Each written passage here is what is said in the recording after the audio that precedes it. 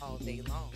I'm your host, Kimber White Dupree, and on the other side of the glass is Jared. And starting the show off with me, I have our returning guest host, of course, the graduating senior, who is Kennedy Shanks, class of 2026. Let's go. Yes. And then now joining me as well as a guest host for all the show, the one and only Justin Brown from Empower You Nola. Good morning, y'all. What's up? Good morning. How y'all doing this morning? Good. All right. It is Free Your Mind Friday, and so as usual, good morning everyone, and welcome to the Front Porch. Grab your chair, your comfortable chair, your mug or tumbler of your favorite frosty or steamy adult beverage. But remember to mind your manners. Say good morning and hit us up here on the Front Porch, as it is, again, Free Your Mind Friday. As if you got something on your mind, you want to get it off your chest, you can also give us a call at 504-582-9422, as we are chilling literally on the front porch on the historic campus of Xavier University at the foot of the overpass on Norman C. Francis Parkway. So good morning. Happy Friday. It's the weekend. Yes. Baby. What's going on? What's going on? Listen, it's Friday morning. It's Right. Friday morning. I just want to put that out there but before it's we even. Friday. Morning. The weekend started last night. For y'all. The weekend starts on Thursday. Yeah. French Quarter Fest too was French Quarter Fest did start started yesterday. yesterday. Which So I it's, did already get out there. I did too. Really? And it was beautiful. It was. The lines were short, right? Yes. The people was good. Yeah. The vibe was there. It was Nice. space. It wasn't let me buy. Let Exactly. Me buy. Right. That's getting ready to definitely be what's happening going on this weekend. It's also sundress season. I am officially kicking off Yes, sundress it's too hot. season because it's too hot to be outside all them layers. And your sundress should come with pockets. Right. Oh, You that's need the thing. Shout out the pockets, pockets. yeah. Yes. You know, purses and crossbodies are necessary, Okay. right? But nothing like easy Pockets. access Yes. that you can reach your pocket, especially if your dress has concealed pockets. Mm. Mhm. Because most people don't think that your sundress is gonna, Have Pockets. pockets. right? So yes, Well, I learned something new today. yes, Sundress should have pockets. sundress Yes. should have pockets. Yes. Lipstick, lip gloss. Not your phone so much. You want your phone to Mm-mm. be in that crossbody. You want it to be Okay. close Right. to you. But you know, napkins.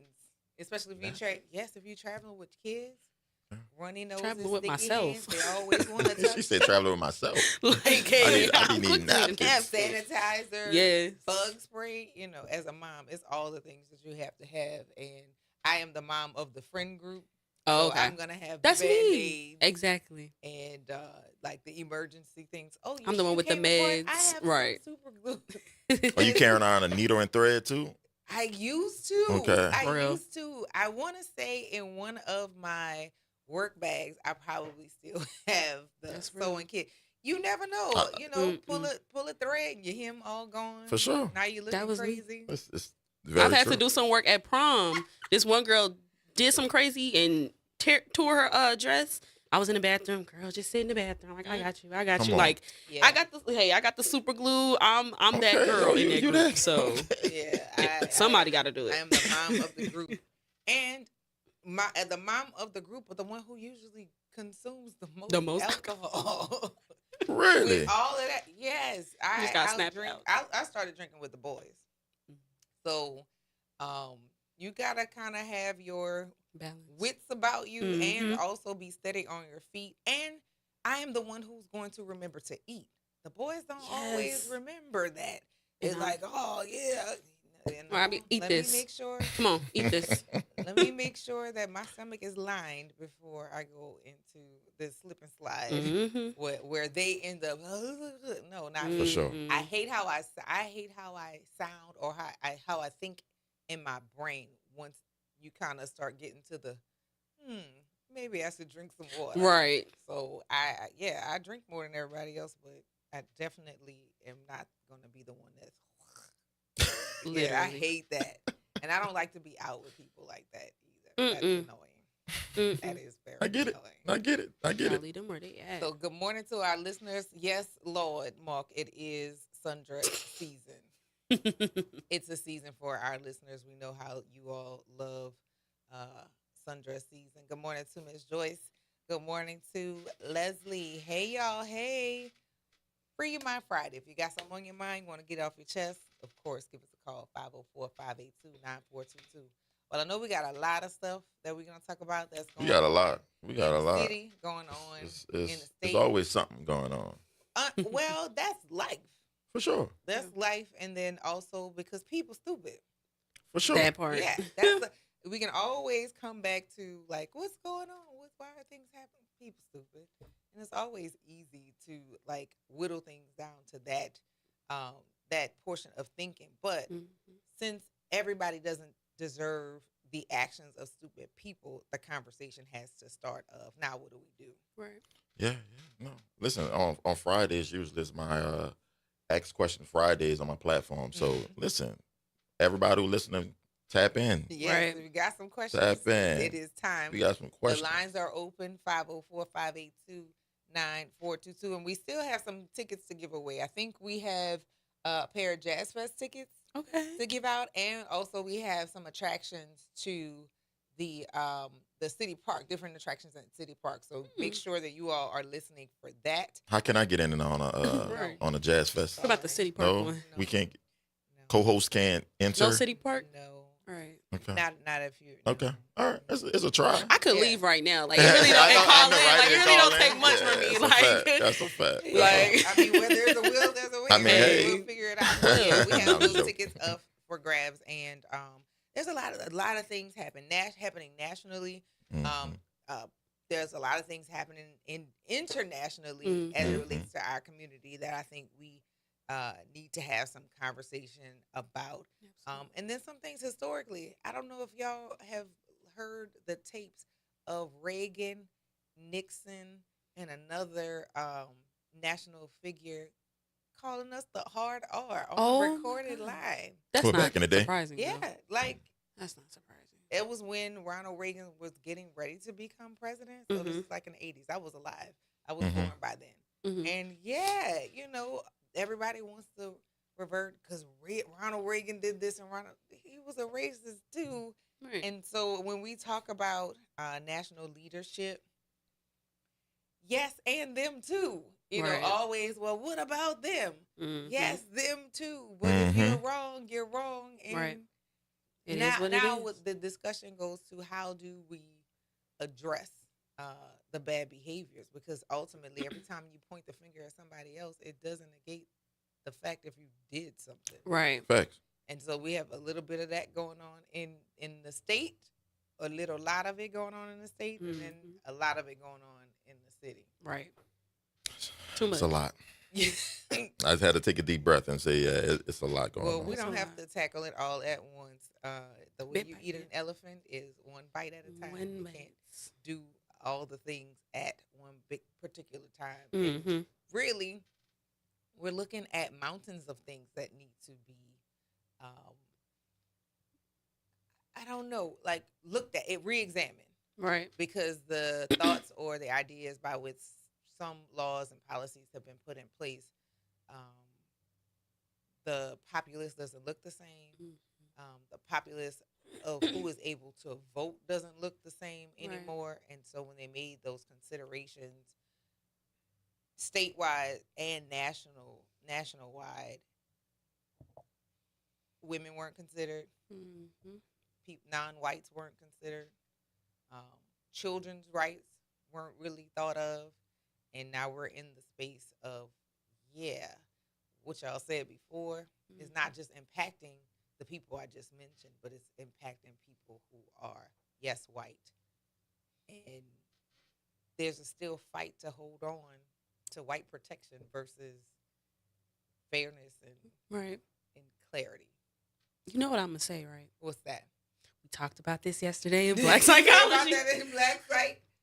Okay. Yes. I missed yesterday. Yesterday was a busy day. So Black Psychology, what happened? Give me a synopsis. We talked about the whole idea because, of course, we're at the end of the semester. So we talked about where we come from, where we came from, where we now. So now it's where we going and how do we solve these problems.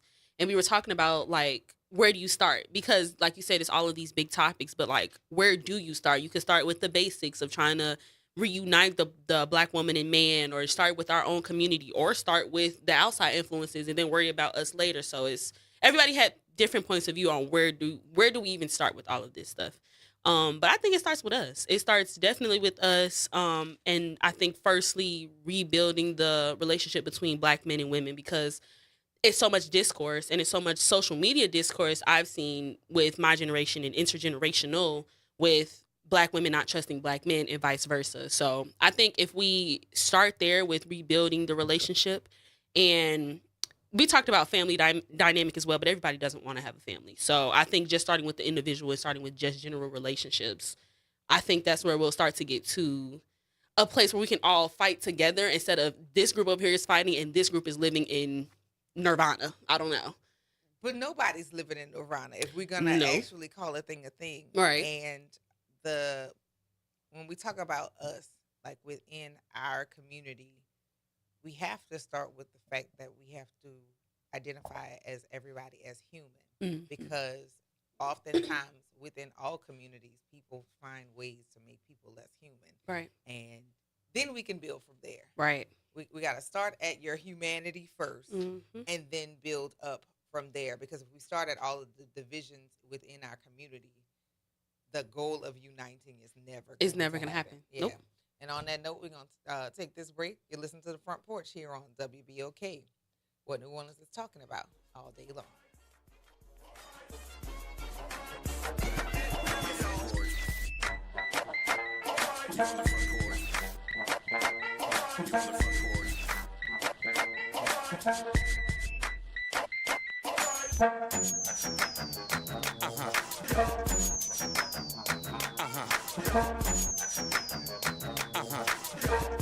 Hey, everybody, it's Graylin Bryant Banks. And Kimber White Dupree. From the Front Porch, y'all. You know how we do every Monday. It's Moving Monday. And Tuesday is Trivia Tuesday. And y'all know we have nothing but bad cheering coming through here on Wednesday. But stick with us. On Thursday, we travel. That's right. And Friday's Free Your Mind Friday, so get your brass up. Something on your mind? Want to get it off your chest? Holla at your people. WBOK 1230 AM, the station you listen to. All day long. Good Friday morning. I'm Daryl Forges with WDSU News, and here's your headlines. A New Orleans police officer is recovering this morning after a crash in Algiers. NOPD says this all unfolded around 6 o'clock last night at Woodland Drive and MacArthur Boulevard. The NOPD says the officer is in stable and condition and being treated at a hospital. No word on the other driver involved in that crash. State police in New Orleans uncovered drugs and guns during a traffic stop in the Treme area. Troopers pulled over a driver at Orleans Avenue and North Rocheblave Street for having a fake temporary tag. That's when they allegedly discovered marijuana, meth, oxycodone, several other drugs, and a gun. Troopers reportedly found another gun and more drugs at the driver's home. The driver was arrested and faces several charges.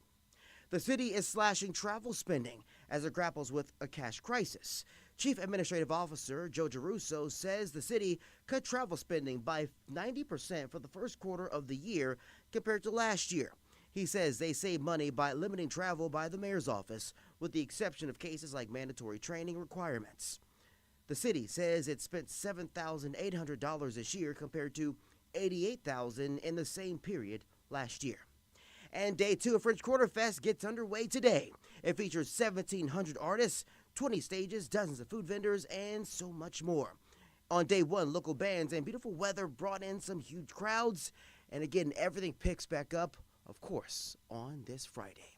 I'm Daryl Forges, and that's your headlines for WBOK. Have a great day and a fantastic week. This is The Law in Your Legacy. I'm attorney Pete Hamilton. I'm attorney Ryan Hamilton. If you had $1 million, would you leave it to an 18-year-old? Hopefully not, but that's exactly what can happen with a simple will. The money goes straight to your kids when they hit the legal age, no guardrails. A trust lets you control when and how they receive their inheritance. You can set ages, milestones, or even make sure they finish school first. Give them security, not a spending spree. This is not legal advice. That's just a tip brought to you by Liberty Bank and Trust. For more information, go to libertybank.net or contact us at 504-915-5016. Welcome to Chemical of the Month from the community scientist and Rise St. James. This month's focus is polycyclic aromatic hydrocarbons, or PAHs, formed when fuels like oil, gas, wood, or trash are burned. These chemicals can enter the air we breathe and settle into our soil and water. Many PAHs are known carcinogens, adding to the health burdens faced by communities living near industry. Learn how to protect your health at risestjames.org.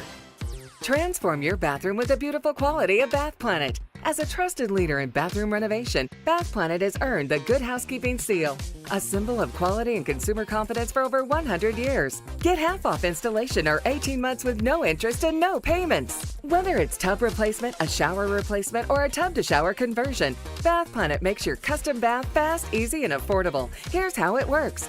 1. Call to schedule your free, no-obligation consultation. 2. Our design experts come to you with real samples to customize your dream bath. 3. Our certified installers complete the transformation in as little as 1 day. And right now, for a limited time, you can upgrade your bathroom for 50% off installation or choose 18 months with no interest and no payments. But you need to call now. This special offer is only available by calling 800-981-8177. That's 800-981-8177. Call 800-981-8177 right now before the offer ends. Making a difference in the community. WBOK 1230 AM. You're on the front porch with WBOK 1230 AM.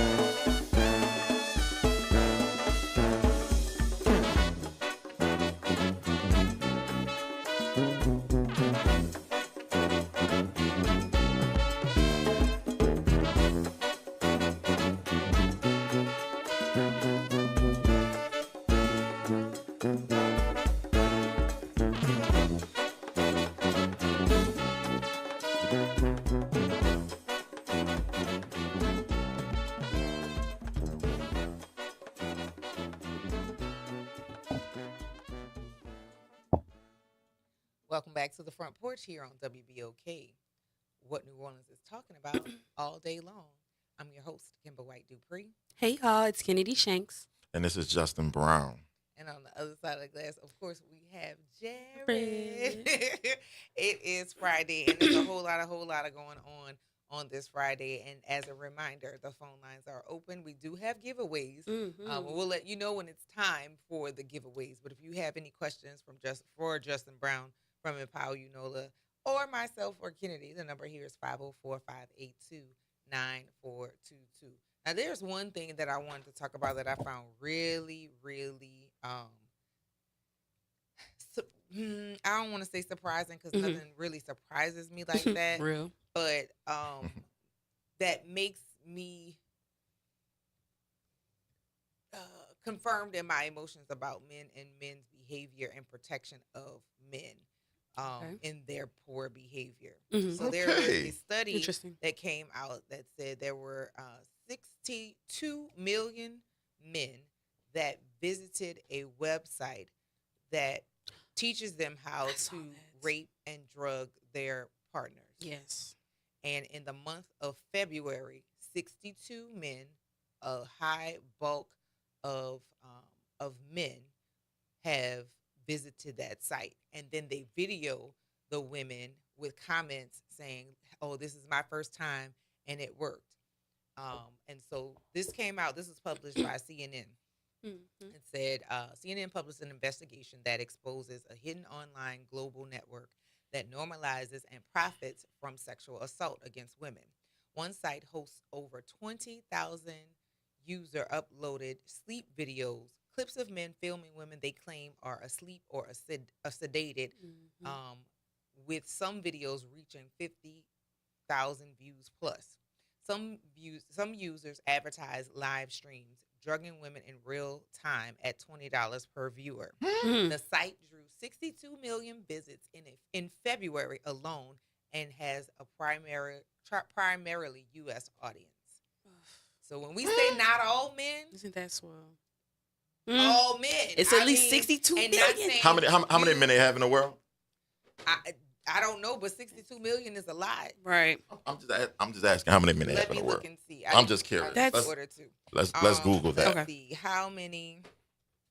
Because that's a crazy number. And then does it have like a racial? I don't know. Age? I want to know the breakdown, the demographics. You know what I'm saying? Yeah. I don't know. But even if the is there, approximately as of early 2026, 4.17 billion men. Okay. But that no, that's not. I'm not saying that's a good number at all. Million. No. Agreed. Right. Agreed. Yeah. 62. That's crazy. Yeah. So 62 million men. Jesus. Primarily United States audience going to the website to find out ways to drug and have sex with their sexual partners. It's a sickness. That for sure. is, well, a lot of what we deal with right now all has to do with people wielding their power. And when we say things like male privilege, white male privilege, men individually who make a practice of having decent behavior, get really upset and like taken aback. But 62 million for them to be able to document that is very scary. Yeah, I mean, we had it. What the Saints player was Darren Sharper. Right? I mean, he had all the money, he had all the power essentially, and he still, was convicted of that, right? Oh, wow. Drugging women and taking advantage of them. So it's definitely, it's a sickness. I think more than just the will to or want to do it, And I'm not saying that's not an excuse. I'm just saying like it's we have some sick people. Absolutely. Yes, because then I'm gonna tie another one to add on to this. There was a woman who served 9 years for raping her son, beginning at 10 years old. She was impregnated by her son, which, of course, that close in the gene line. His brother's son has special needs. So while he is an adult now, the mother has now been released from prison. The daddy brother is responsible for taking care of his brother with His special son. needs. So when we're talking about like the policies and the people who are in power right now, one, they want to make it very easy for women to not have any autonomy over their bodies, but not just women, children too, and of both genders, which freaks me out when people start getting into the debate about sexuality. Right. Because the Yeah. people that you are saying need to go to hell and be and repent and whatnot, Right. they're not the ones that's doing it. It is No. the proclaimed straights. Listen, that's above my pay grade. I'm telling you, like that's above. Even comprehending that is just hearing it is just a lot. Right. It's and also again, when I say decent men in the black community, what makes a good man is a man who has a good job and you haven't heard of any violence about them. That is- Right. the baseline is so low. The bar is set so low, which is frustrating for me because I grew up with great men. I'm around great men. I'm Right. around circles of great men who, one, want to see that I'm protected. Mhm. Two, want to see that I'm happy. But that doesn't negate that I know some others that don't make good choices. Right. Yeah, they have good men, they have bad men, they have good women, bad women. Right. I mean, Right. it's the circle of life. But they always one side gets blamed. You think Or so? one thing or another, especially with young people. Black boys are violent, black girls are fast. Yeah. Who's saying this? Oh, The you've black never heard community. that? You've never heard that? I've only heard I that mean- from my fellow community. Not in a way of like, I guess it's not. I guess nothing new, right? Mhm. So you're just saying this is an old thing that's still It's still around. around. Yeah, it's Absolutely. heavily around. Black girls are fast. Right. Black boys are violent.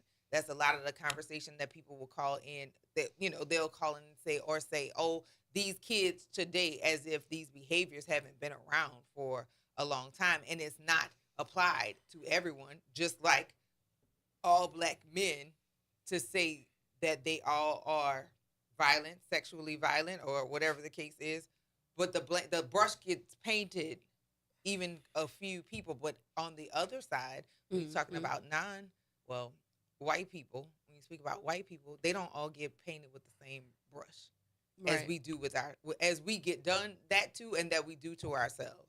I'm about to say because that's my next question was Mhm. like who's saying this? Is it we're saying this against ourselves, or they have other Both. people saying it about us? Both. Okay.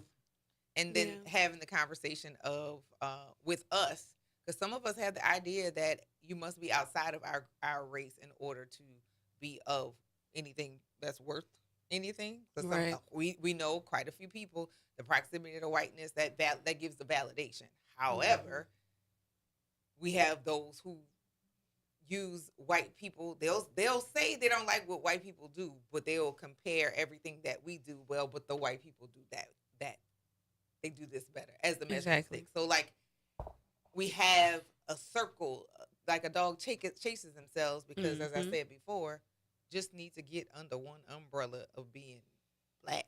Right. So who changed that narrative? Who White changes it? people. Mhm. It's our responsibility to do Mhm. what we can, but we're not responsible for carrying the appearance for the whole group of us. But that Mhm. happens to us all the time. Yeah, I don't. I guess I got blinders on and earmuffs because I don't care about none of that. Like I ain't gonna lie to you. Like, I mean, how I move in this city and the relationships and the people that I have personally as a black man. Like I don't see that. Right? I just don't. I'm gonna be honest with you. That doesn't define nothing I got going on Mhm. as a man, as a black man. Mhm. If what people think about me, Well, that's just what they think. but those who may not know, and I Yeah. don't know who at this point does not know who you are. Who is Justin Right. Brown, and what is Empower You Nola? So Empower You NOLA is a social media platform that I started about 7 years ago that, it took a couple of different turns. It started out bridging a gap between police and community, teaching community their rights and laws, and teaching police what community policing looked like, right? So bridging that gap. And then it just went to the news. I felt like the news wasn't doing enough for us, right? putting the right stories out there, putting that factual information to the public that we can understand it and feel it and touch it. And then it went to almost like a Crime Stoppers thing as well. There had so many victims in our city, and I wanted to help those victims. So I, created a line that they can call and be anonymous and give the information that could help, the city, right? And it also spawned some other platforms as well. And it spawned some other platforms. So we have Stolen Autos Nola, shout out to Mel. She started, helping people look for other people's vehicles because I helped her find hers. So when I helped her find hers when it was stolen, we actually got an arrest on it and everything. She said, I want to do something that's going to help the community as well. So she started a platform, which is really dope. And she has so many success stories as vehicles that she's helped find for community members in the city. So, man, it's just a lot. We try to be very fair in our reporting. But we call a spade a spade. So, if a city council or a judge or these elected officials are not doing right by the community, my platform is the one to kind of call them out to say, hey, look, this is what you did, but we don't like it, right? Right. So I try to take my bias out of it. I have elected officials that come on all the time to speak to or their candidates trying to be an elected official. They come on my platform and talk to my audience, right? I reach about 400,000 to 500,000 people per month. Week. Nah, per month. I can't see it per week, the numbers.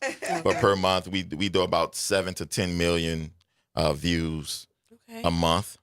So we reach a lot of people. People are tapped in. Anybody has anything to do with New Orleans kind of follow, right?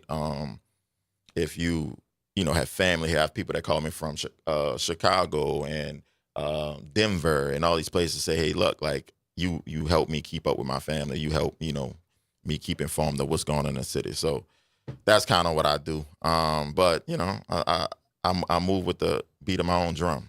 Yeah.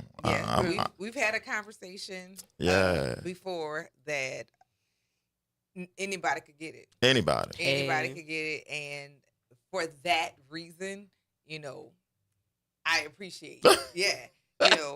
For that, because it's not one-sided as things personally, because we all have our feelings, right? But presenting information with the platform, there has to be some responsibility and care with which you use it, because it can't be weaponized against people, especially when now, money is tight and people doing a lot of weird stuff for money. For sure. Having a platform that large, it can be injurious if weaponized. I mean, it can cause injury for sure if presenting the information just in general, but if it becomes weaponized against other people, it's really an issue. Correct. So that's why I don't take money like that. I don't take money from even being a nonprofit, I don't like grants and stuff like that per se, because they kind of control how you do and what you do. So I don't take money from entities like that. So I'm a free platform that I help people for free. I do monetize by just like anybody else, commercials, advertisement, right? But not paying for me to weaponize it, right? It's more so if you want to come on and shout out your business and get it in front thousands of people, come on, and you that's a fee. But other than that, nah, I don't take money for anything like that. I don't do it. So the last few years, you've really, I have been watching you now for 4 years consistently, but I got a good entryway because our where we were communicating on social media, and we actually were able to sit down and have some actual conversation. There's a lot of responsibility on receiving all this information. Like the constant when is the cutoff for the phone to stop ringing? Unfortunately, never. Right? My phone rings all day, all night, 24 hours a day, 7 days a week. I don't have a cutoff yet. I haven't found that balance yet. And it's been 7 years. But I haven't found a balance yet. I'm still trying to figure it out. Because, man, people need help, and I feel like if I have the resource or the connections or the relationships to help them, I'm in my help. So I hate to not answer the phone. I try to take mental health breaks. Yes. Right. Yes. I try to do that. I try to do it once a month, but it never really happens. It's probably like once every 3 months, once every 4 months, I get like a week off. But you know, it's for the people. So I haven't took any breaks anytime as of lately. Have you gotten an assistant at least? I have not. I have not. Because again, you have a lot of things that are going on and responsibilities, because outside of that platform, you have other responsibilities. For sure, family. Yeah, So absolutely. how do you manage it, and like, how do you steady yourself in all of those? And I want you to think about this, because we're going to take this break. You listen to The Front Porch here on WBOK, what New Orleans is talking about all day long.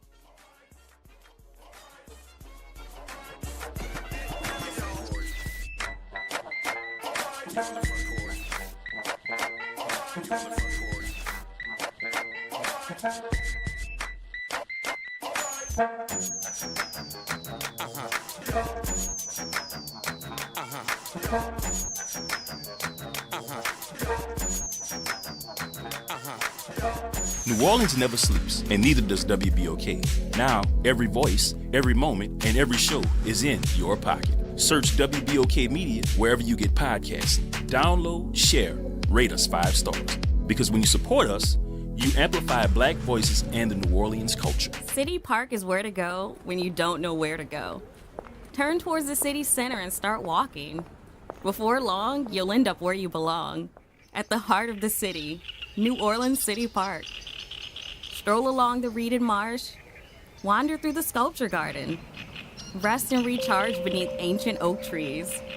This is where your spirit goes to grow. It's in our nature to yearn for nature. NewOrleansCityPark.org, heart of the city. The Historic New Orleans Collection presents a new exhibition open through June 7th, 2026, The Trail They Blazed. Built collaboratively with people who participated in the local civil rights movement, The Trail They Blazed presents stories of social and racial justice straight from the people who lived them. Listen to leaders tell their stories of resistance and persistence in their own voices, recorded by the Historic New Orleans Collection. Plan your visit to 520 Royal Street in the French Quarter and reserve your free tickets at hnoc.org today. You're on the Front Porch with WBOK 1230 AM.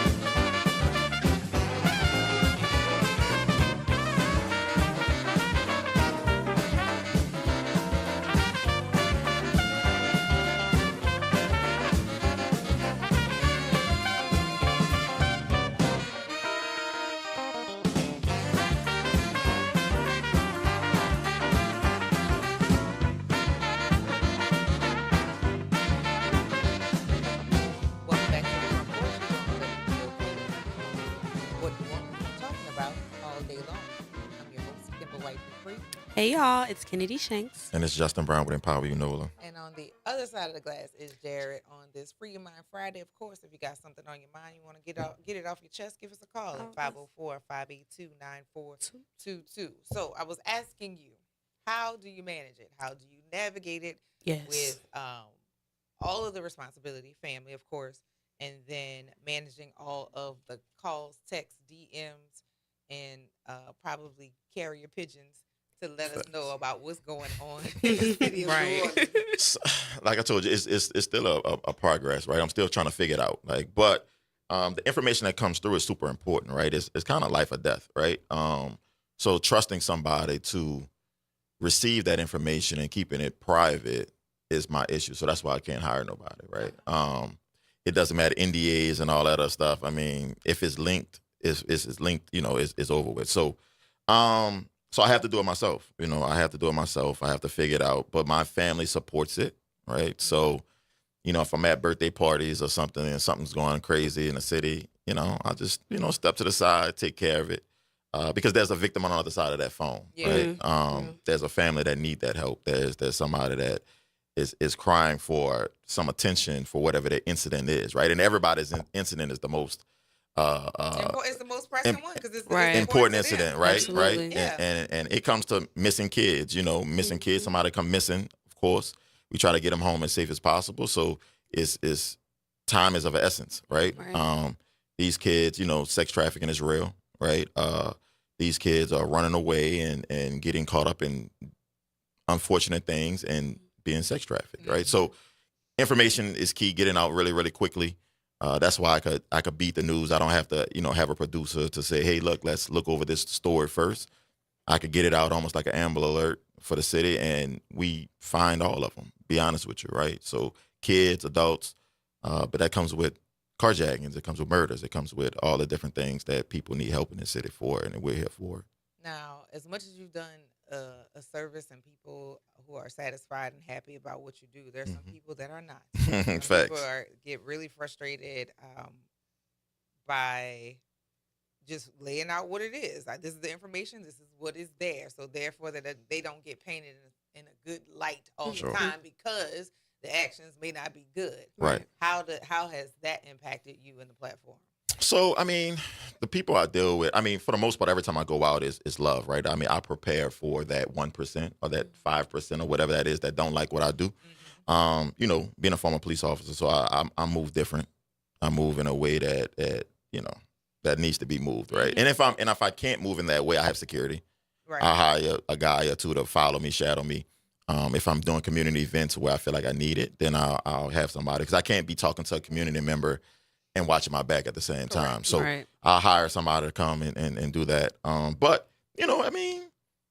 it's been love, though. It's been love. It's a lot of...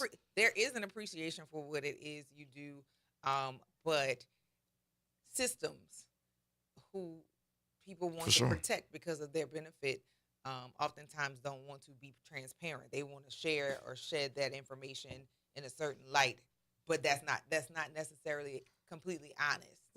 Right. Posting somebody who's stealing or, committing some kind of violent crime, right? I'm sure their family and themselves don't like that, right? But what people don't know is usually when I post somebody, I would say 40 to 50% of the time I talk to them, right? So they get an opportunity to... Absolutely. And I help them along the way, right? I might, let's say somebody's stealing, I post them to get their identity because NOPDs have an active warrant, for their arrest.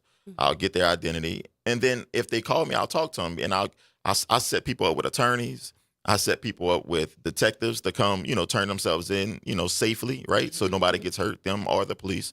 I give advice of how I think they should move, talking to the police is a scary thing. Sometimes, most times you need to have your attorney. You know what I'm saying? Right. So you're committed of this crime, and yes, you're on video committing this crime because that's how I got it, right? It's usually a video or a picture or something like that after posting. But I counsel them through the process if need be. So it's and they appreciate it, right? As of last week, we had 2 people stealing. I talked to one of them. They, I say, listen, once you turn yourself in, I'm gonna take you off this platform.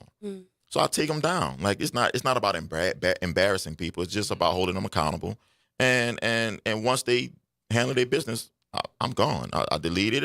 If I'm wrong, I apologize. Yes. You know, you've seen that before. I'm not perfect. So if I get something wrong, I'm the first person to say, hey, look, I messed up. That was me. You know, I apologize to them, their family, everybody. And then we move forward. 7 years. That's a lot. Of showing up in assistance with many agencies, because it's not just NOPD that's impacted. We've had multiple agencies. I know for a fact, multiple agencies nationally, statewide, and also with the municipalities here in the city that get information and help. Some in the beginning, very resistant. For sure. I mean, it's because I'm gonna hold them accountable regardless, right? I'm gonna help them as much as I can. Like I'm working with NOFD right now because they had a arson that happened at Tesla. Yes. Okay. Yes. Right. Yes. So the video came out with that, and I was able to post it yesterday, and just getting information and stuff like that to find out who that was that did that arson, right?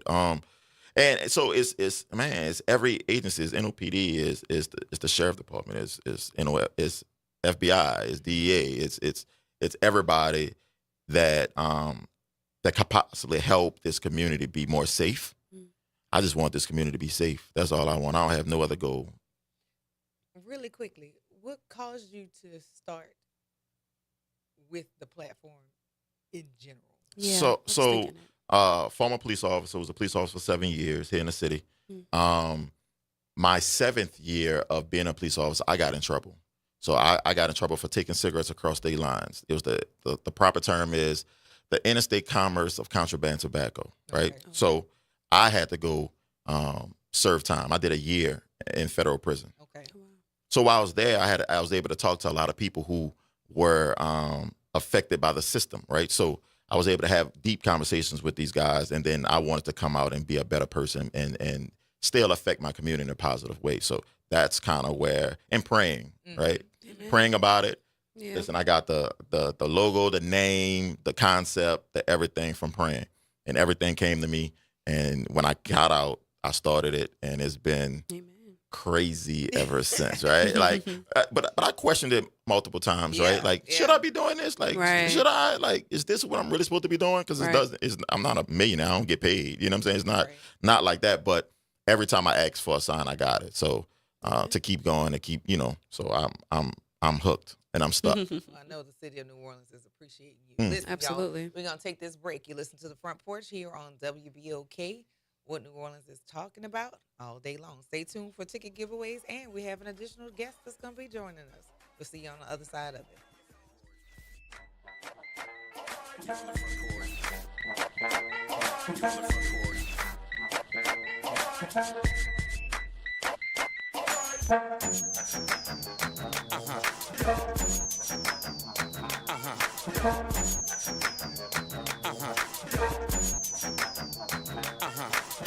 From the campus of Xavier University, WBOK Go and Equity Media Station. I'm Bree Wood with BIN News Now. The White House says gas prices could fall below $4 again this summer. I'm optimistic that sometime between June 20th and September 20th that we can have $3 gas again. Treasury Secretary Scott Bessent says prices may depend on negotiations involving the Strait of Hormuz. Black D.C. Mayor Muriel Bowser says she'll extend the city's emergency youth curfew, keeping it in place until the council votes. The measure moves curfew to 11 p.m. and limits large youth gatherings. A bill to make the emergency curfew measure permanent is expected to come before the council next week. And Hornets guard LaMelo Ball has been fined $60,000 for tripping Miami's Bam Adebayo and using profanity after Tuesday's play-in game. Charlotte beat the Heat 127-126 in overtime to advance.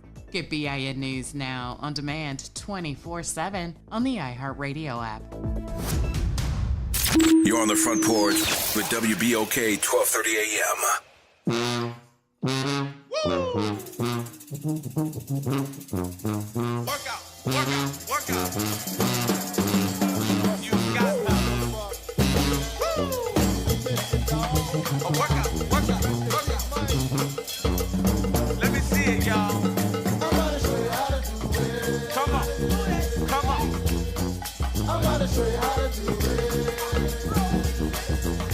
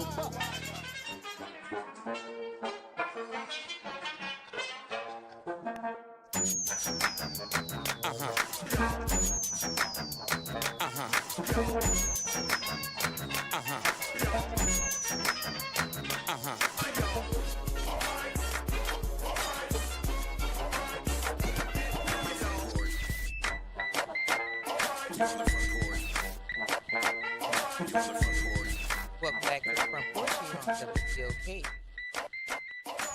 What New Orleans is talking about all day long.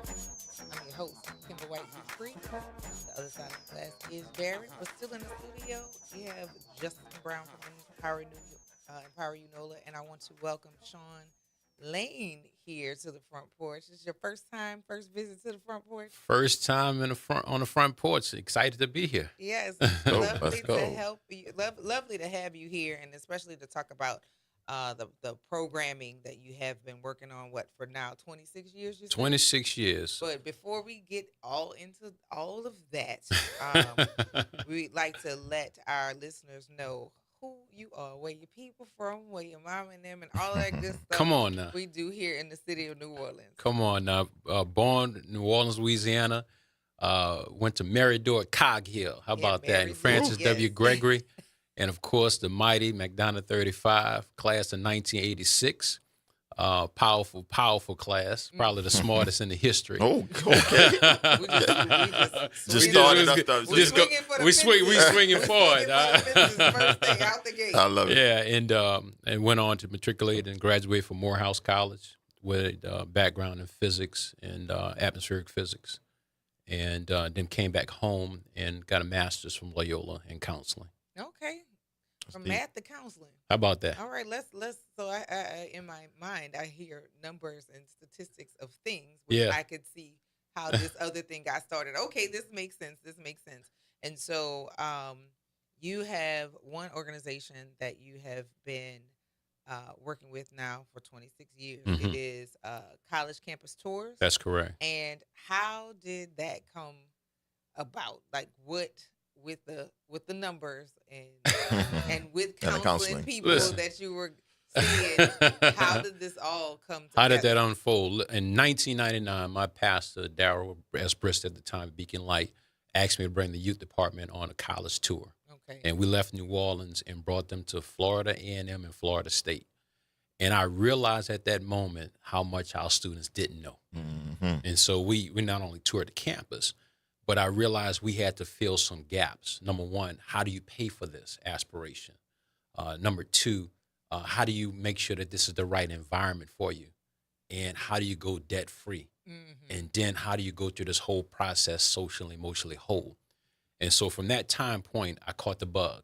I realized we can solve problems. At that time, my family owned the largest African-American owned bus charter company in the United States called Lowe's Express. Yeah, that's right. Lowe's, L for Latoya, O is Stella, O is my father, E is Stella, my mother, W Wellington, my brother, and S is Sean. That's me. Lowe's. I remember Lowe's right there on Chef Highway. That's right, yes, on Chef. So it was a natural marriage. We didn't even have to advertise. Everybody knew, hey, we want to go on a college tour, go to the bus building, and we'll set it up for them. So from that on, we started developing curriculum. How do we impact students? You know, I felt bad if I'm in front of students for hours and don't teach them skill sets and give them a competitive advantage. So from that point on, we started developing and started really developing myself also. I realized some modules I was missing, and that if I had to do things all over again, this is what I would tell the youth. This is how to avoid pitfalls, and this is how to make sure that you're on a successful track. That is a lot, and it's a lot in that I have a college junior and I have a graduating high school senior who has a few credits under her belt already, but is getting ready to go, and going debt free was a real conversation. Yes, as they are the third generation in our family to go to college. However, the finance, I know for me, because my parents both were comfortable, not wealthy, but comfortable. Right. My mother was a teacher for over 30 years. My dad worked for the post office for 45 years. So the FAFSA was like, you don't need nothing. Everything is cool. So the discussions around the finance for college, one, it can be one that would be an option for a student to say, I just can't go. Right. So once the stats of how that started working, you got the bug, and then now, fast forward 2026. Look, let me tell you something, and it's apropos that I'm here at Xavier University, because Xavier University Math Science Olympiad directed me towards physics. Okay. I came in third place in the Math Science Olympiad in physics. I said, that must be my major. And it all started really from trauma. Okay. Because at 35, the seniors had to stand up and announce what they wanted to major in. And I told everybody I want to major in geography, and the whole class laughed. And I didn't have the self-esteem to overcome that ridicule. Okay. And most of them laughed because they didn't even understand what it was. For sure. Absolutely. Yeah, I'm about to say. And so when I look back over my life, my lectures, my travel, everything I deal with, people, places, and events, deal with geography. And so that allows me to think back that all of our assignments have been speaking to us all of our life. Yeah. We have to block out the noise. And if you focus on your assignment, you'll know your major. That's a fact. That's deep. I like it. Yeah. I like it. I like it. And what I know for sure for Generation X particularly, right? Some of us for the second generation were able to go to college because my grandparents, neither of my grandparents went to college. Matter of fact, some of my grandparents never graduated from high school. They started working, they started working after 6th grade. That's right. But the finance, like my mother being able to go, finances were there, a lot of things around civil rights, and money was available.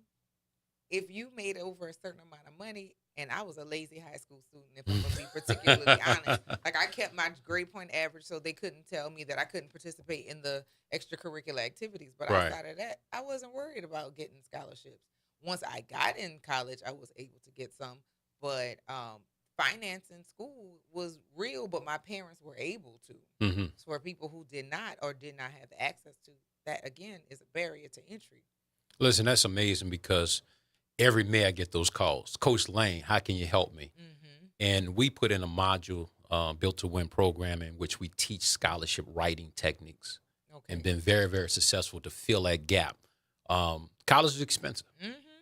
But delayering this thing, number one, let's focus on intent because there's a lot of avenues that we go through that we don't focus on. Number one, if you want to major in being a teacher, there is the Call Me Mr. program in which you can go to school for free. Grambling took over that program. It started at Clemson and South Carolina State. Because of over the years, they've been trying to defund it and everything else, but still Grambling has maintained that. University of Missouri has it also. There are different pockets for black males particularly that can go to school for free. And some people say, well, Coach Lane, I don't want to be a teacher. Well, you can double major. Because they're already paying for your tuition until you get beyond a certain amount. If you can find a scholarship for that, you can get 2 degrees. That's right. Yeah. That's right. Cost free. Yeah. I think a lot of parents too still are unaware. Like going to college is still a mystifying experience. It is. Or just fearful because we've had some parents who may have had a traumatic experience by going to a university that wasn't their fit. Because I'm saying that specifically because a lot of kids will hear the bulk of the students and where the bulk of the students may be going to, but that may not be a school that is fit for you. And after that that disappointment or after the feeling of failure, then they start casting that same thing over to the next generation. College is a match to be made, not a prize to be won. And so once you understand what your gifts are, you start matching the environment that will develop that gift. And we mess that process up all the time. We go because there's a rock climbing wall or because of the football team is good and everything else. But it's more about you. And if we can intentionally develop ourselves, then we'll know the right environment. Black students are unique because there's 3 ways to learn. There's auditory, there's visual, and it's tactile. We are tactile learners. We need to smell, feel, and touch if this is the right place to develop us. And that's why we came about. We're going to bring you on this journey, and you're going to know when you come in an environment and say, this is home. This is where I'm supposed to be. And from there, we can deal with the finances and everything else and what's important. I have so many words. I have so many words. Perfect or not perfect, but the better fit. And HBCUs for all black kids may not be the way because we have the ability now to raise our kids in different environments. Yeah. And sometimes, and I don't want to say this with convicting people in particular, but sometimes we put our kids in non-black spaces consistently and sending them to a HBCU where some of those behaviors that are permitted in those certain areas is not okay. And so for those kids, unless they have some pre-exposure or some assistance, HBCU might not be the place that we should shove you into. Listen, that's why we're called college campus tours. We do Ivy League tours, Big Ten tours, STEM tours, HBCU tours. We do them all because we have to find the right environment for that individual child. And so they'll know that even if we're going to HBCU, our formula is go to HBCU, especially if you're African American, develop your self-esteem, your confidence, your networking, and then go on to a PWI for grad school. And so you want to make sure that you generalize, and then you go into specifics for your master's and your PhD and everything else. But at that time, you got to remember, HBCU is designed to take students from where they are to bring them where they need to be. Correct. So when we're looking at the mission statement at all the colleges, if their mission doesn't fit your mission, you might not want to be in that environment. Yeah. So, you have any questions about No, that? I mean, I agree. I didn't go to HBCU. I mean, I went to Holy Cross High School. You Okay. know? So, I mean, I wasn't opposed to it, but I was chasing a basketball dream. So I was chasing that. But I mean, I think that every kid's gonna be different. Yes. For sure. So you taking these kids to multiple different schools is super important. Because like you said, Kim, like HBC school might not be for that particular kid. So I love what you're doing, brother. I appreciate that, man. You know what the tell factor is? Every homecoming, the PWIs always try to infiltrate HBCU homecoming, like they missed something. Like, hey, you should have thought about that 30 years ago. You definitely want to feel the culture, Definitely. I mean, even when I went to Holy Cross, I was still going to, different dances and parties, with my people, But it's just the school that, the school that chose me. Going into the classroom, the professor, especially, going to Morehouse in the 80s, those professors came out of the civil rights movement. Mm-hmm. And so they had a particular interest in your success. Sure. Whereas others questioned, should you be there? Mm-hmm. And so you always want to go where you're celebrated, not tolerated. Absolutely. And so if somebody's expecting you to rise to the occasion, that allows you to run your race even faster and better. Mm-hmm. And so you're in different environments and you're thriving with other people. Your classmates, they're doing their thing.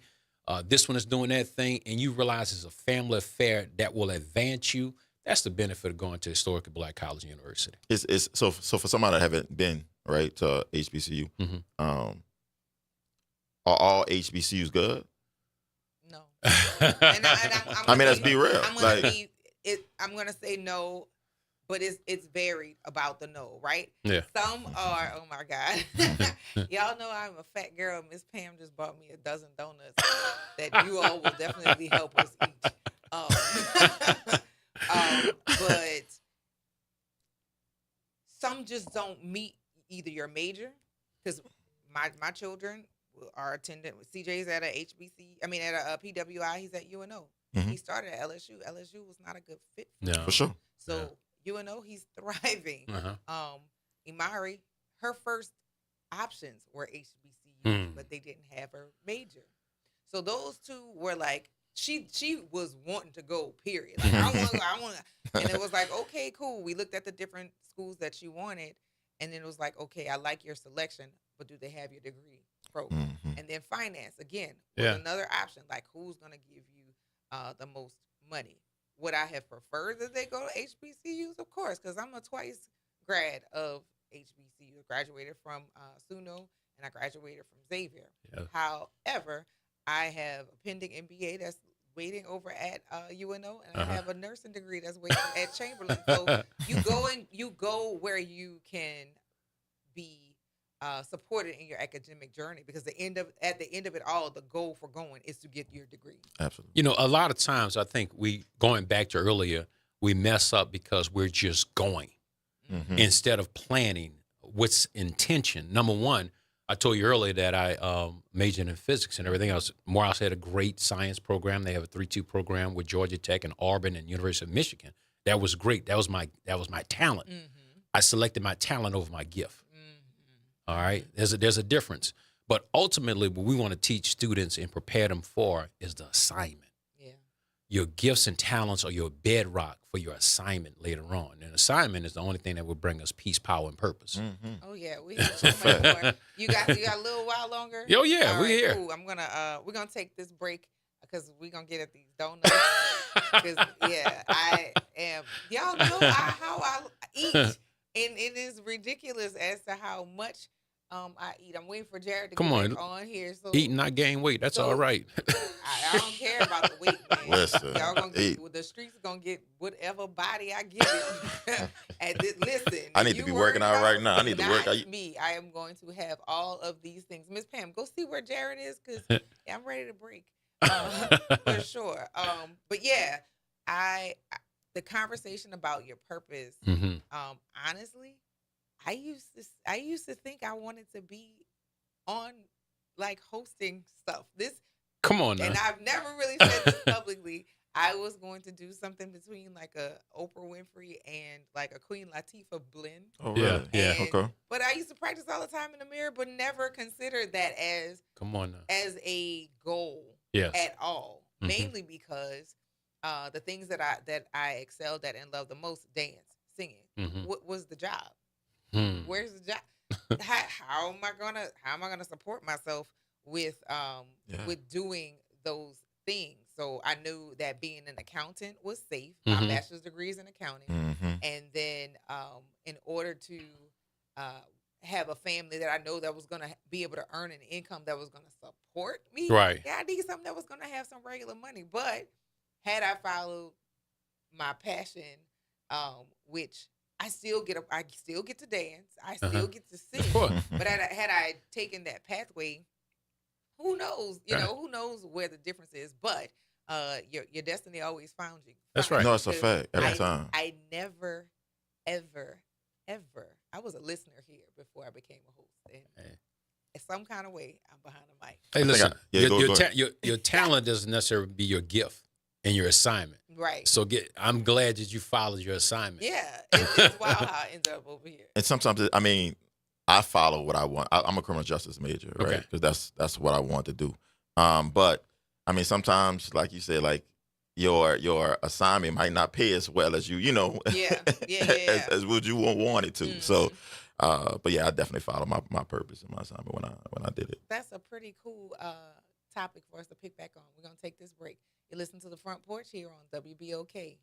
What New Orleans is talking about all day long.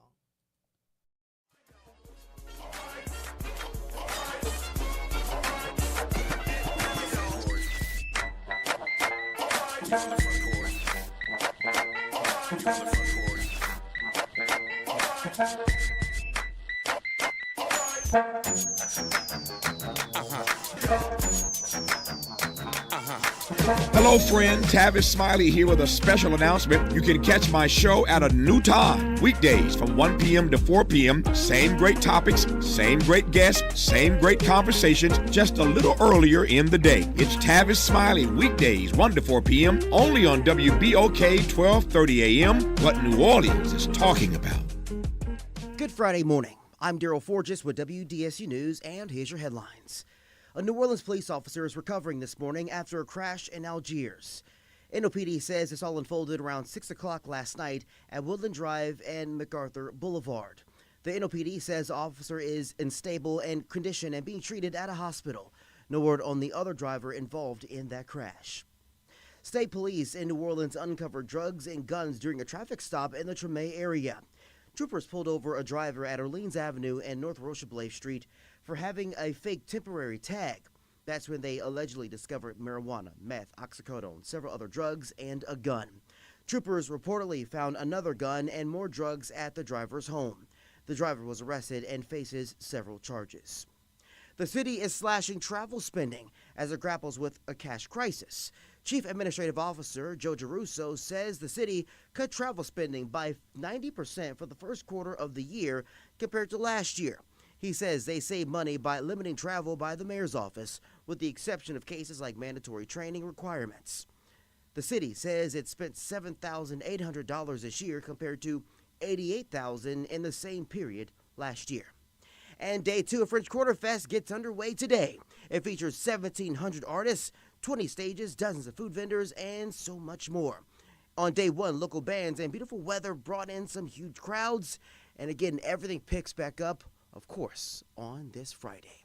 I'm Daryl Forgis, and that's your headlines for WBOK. Have a great day and a fantastic weekend. Greetings and salutations. I am Edward B. Coulon Smith, chairman of the board of the New Orleans Regional Black Chamber of Commerce. We'd like to invite you to tune in every Wednesday at 12 noon on WBOK to listen in on Black to Business and be a part of the movement that's going on. Thank you. LifeCare provides valuable whole life insurance to cover final expenses such as medical bills, burial costs, and unpaid debt. A final expense insurance policy is fast, easy, affordable life insurance that's available to anyone between the ages of 50 and 80. No medical exams, no lengthy questionnaires, and no waiting period. The application process is quick and easy. You can even apply without having to undergo a medical examination. Just answer a few questions and we'll do the rest. With the average funeral cost skyrocketing to $11,000 and Social Security only paying $255, you need simple, affordable peace of mind for you and your whole family. Don't leave behind unpaid expenses that, if left unattended, will burden your family tremendously. Benefits include a guaranteed premium that will never increase, a guaranteed cash value, and a guaranteed death benefit that can never decrease. To find out how you can get final expense insurance with a guaranteed lifetime rate lock, call LifeCare at 800-571-9955. That's 800-571-9955. 800-571-9955. Making a difference in the community. WBOK 1230 AM. You're on the front porch with WBOK 1230 AM.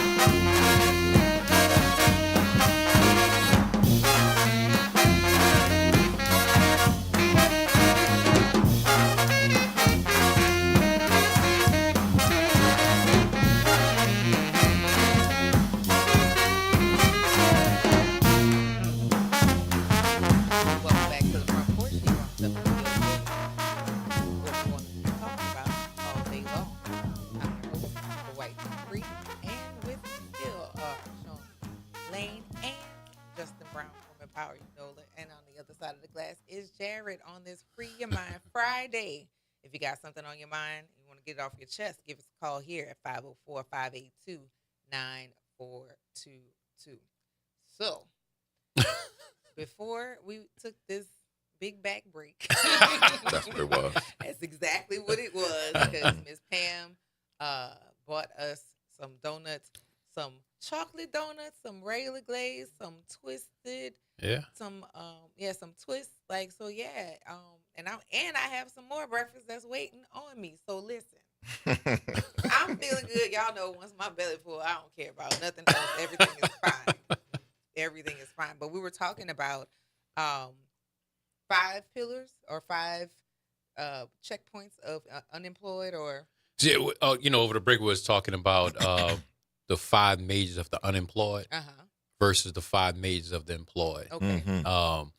And I get in trouble with this, especially on these trips with adults, because they usually major in those unemployed areas.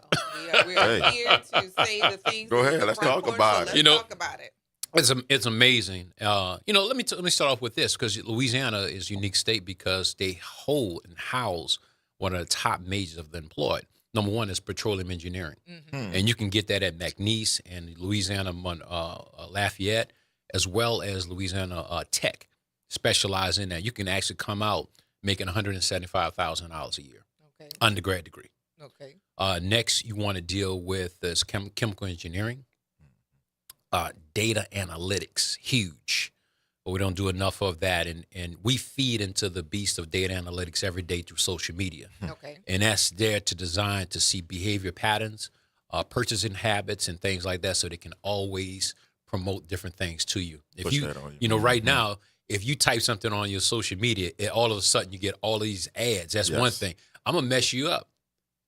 Sometimes you can think something and it start coming on social media platform. Yeah. All right, It's true. That's I amazing. feel that way. Yeah.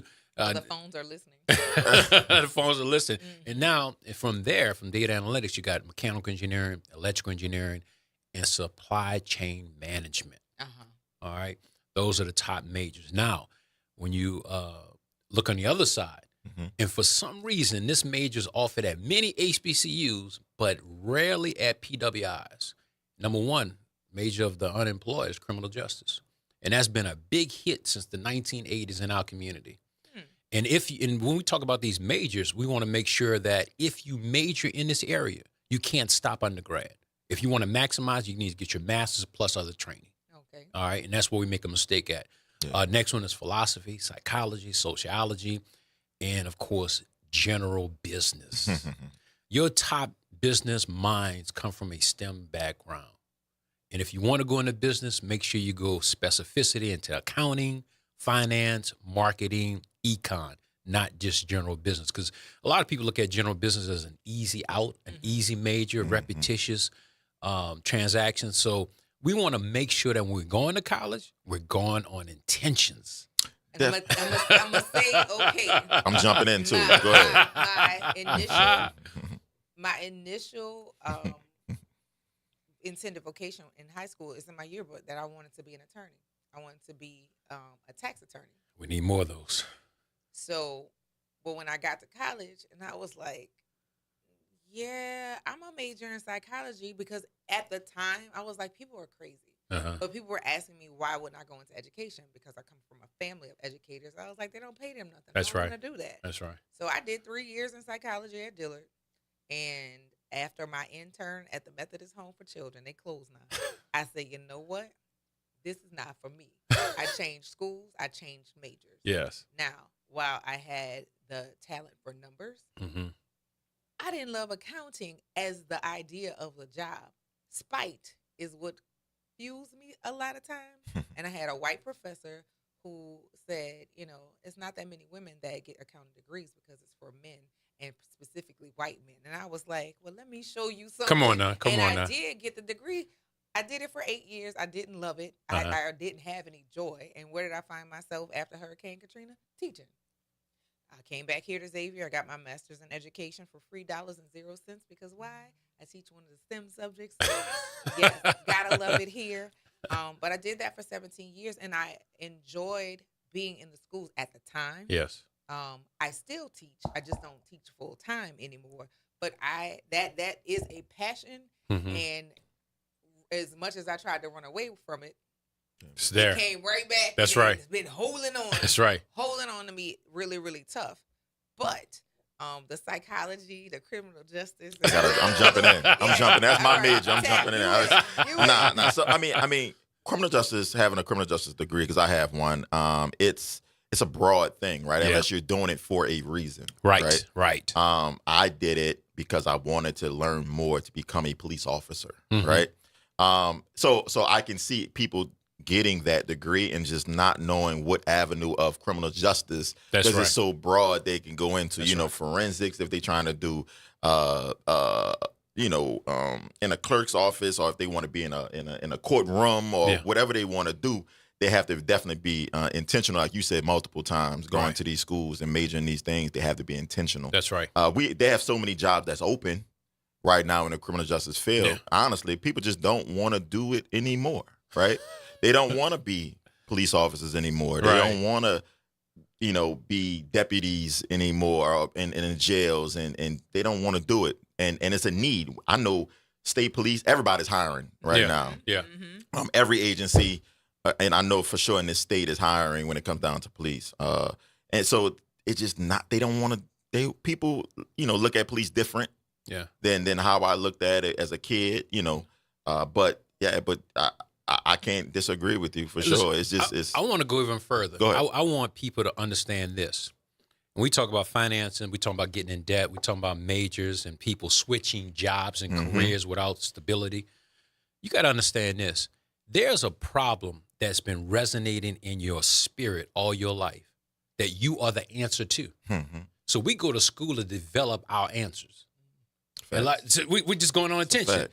And so once you focus on how can I solve the situation, then you'll be creative enough to make money doing it.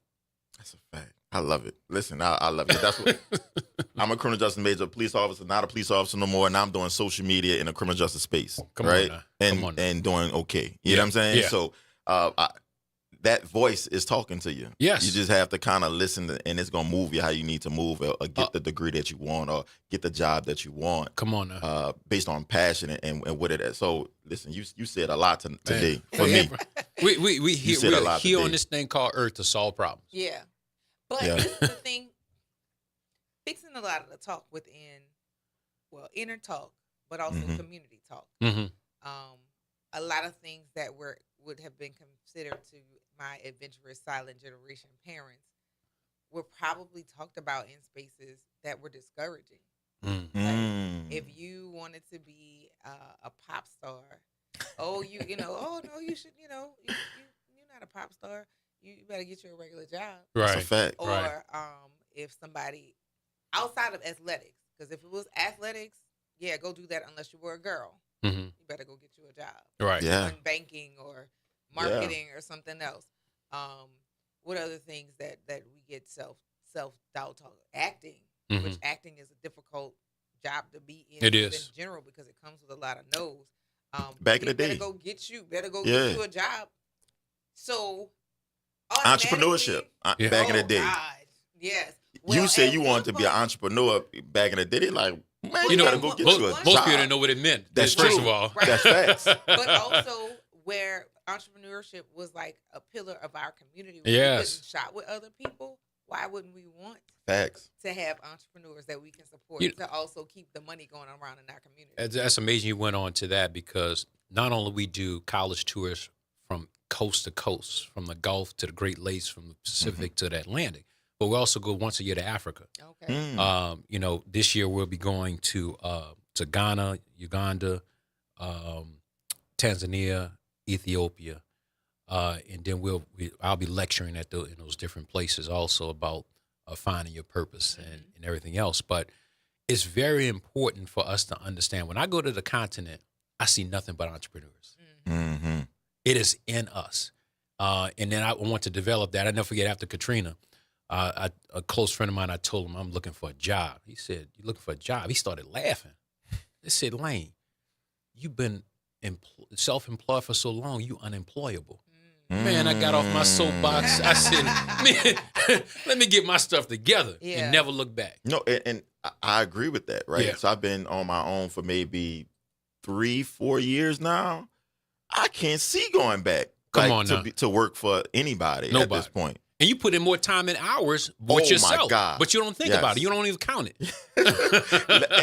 And somebody said that too. You know, entrepreneurship is a hard thing to do, right? It's hard. Like I put in going on 9 to 5 would be easy. Yes. Right now for me for all the hours that I put in for the thing that I'm doing, right? So I listen, I agree with you, bro. Yeah. Like that's some.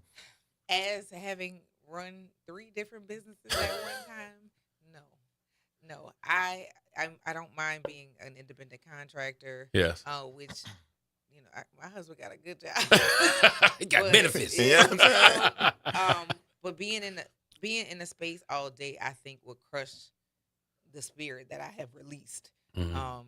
Working at the pace that I want to work. Like if I want to work consistently and constantly and run myself, I can.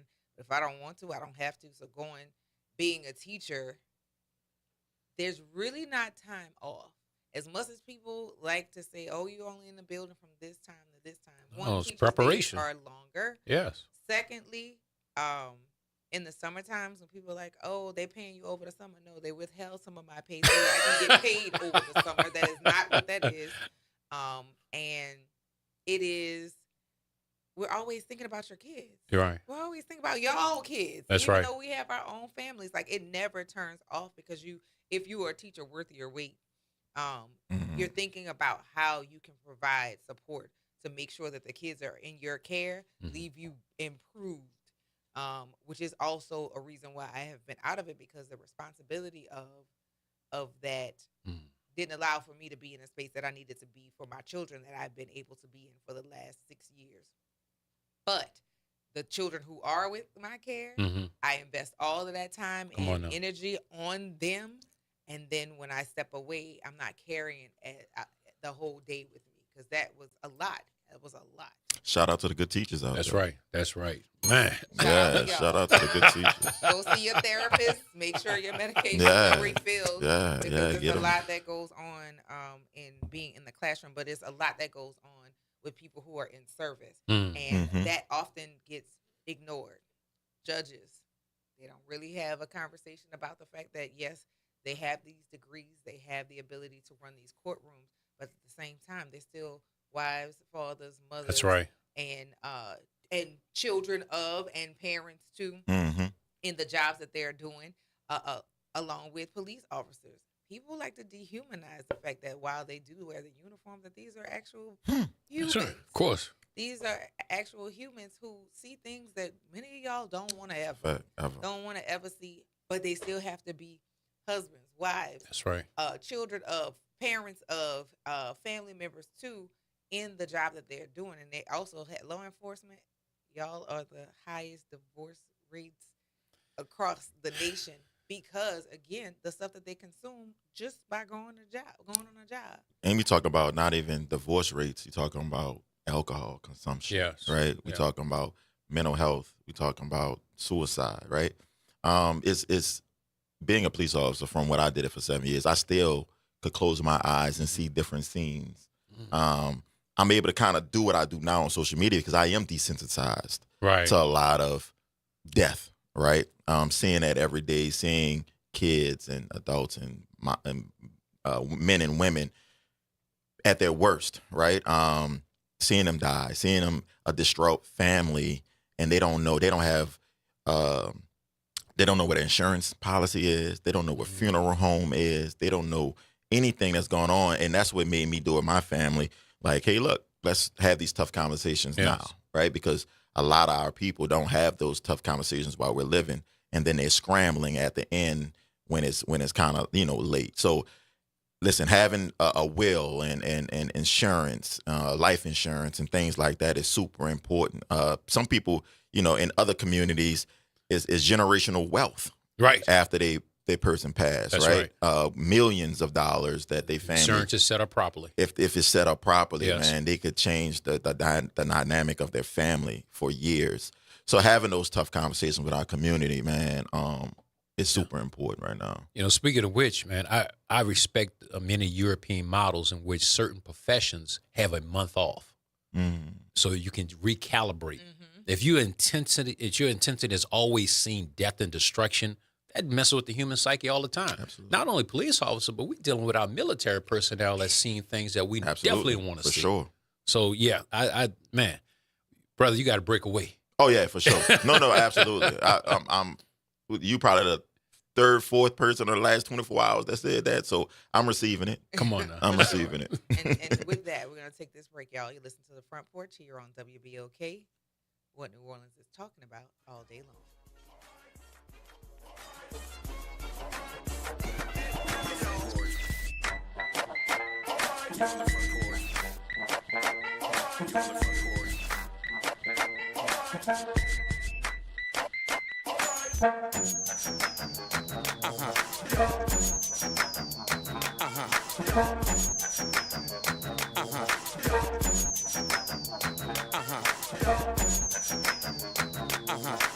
Norman Robinson is back. Can you hear me now? And he's taking no prisoners. Can you hear me now? Each weekday, Norman Robinson brings you commentary with Off the Top. The incident was shocking, disturbing, disgusting, disappointing, and sad. Each weekday, Off the Top with Norman Robinson is heard exclusively right here.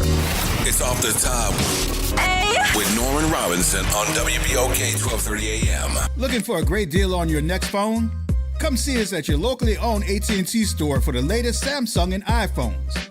Visit us at 3616 South Carrollton Avenue. We have great offers on watches, tablets, accessories, and internet service. Whatever your connectivity needs are, our team is here to help you keep connected. Visit us today at AT&T, 3616 South Carrollton Avenue. Locally owned and proudly giving back to the community. This is The Law and Your Legacy. I'm attorney Pete Hamilton. I'm attorney Ryan Hamilton. If you had $1 million, would you leave it to an 18-year-old?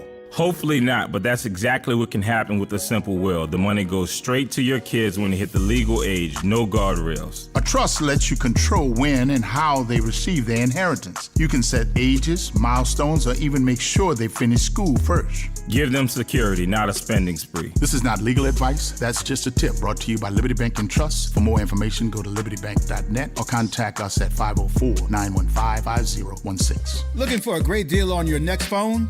Come see us at your locally owned AT&T store for the latest Samsung and iPhones. Visit us at 3616 South Carrollton Avenue. We have great offers on watches, tablets, accessories, and internet service. Whatever your connectivity needs are, our team is here to help you keep connected. Visit us today at AT&T, 3616 South Carrollton Avenue. Locally owned and proudly giving back to the community.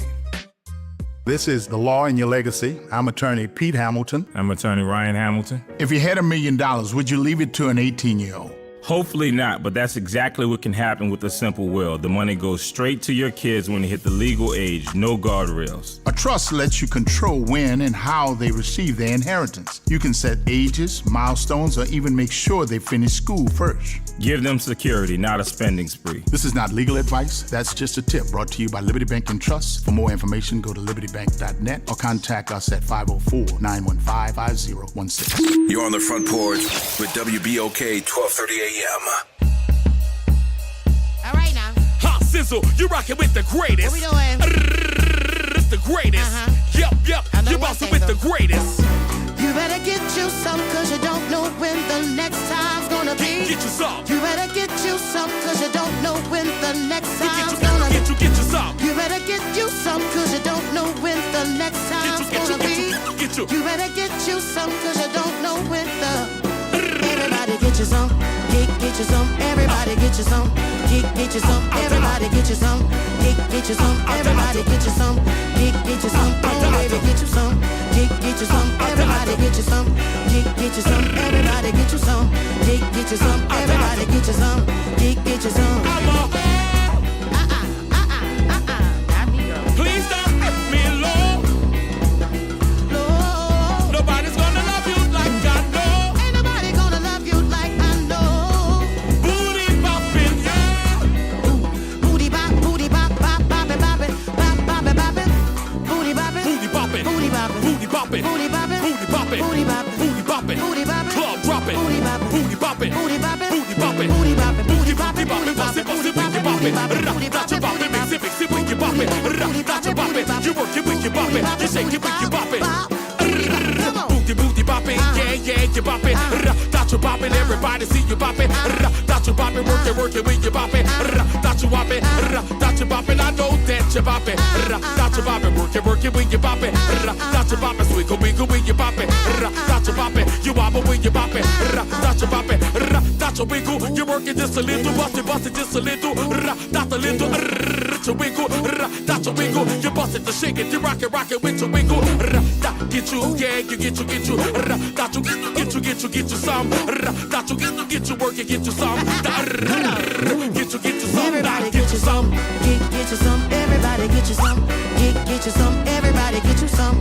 Get you some. Everybody get you some. Get you some. Please don't let me low.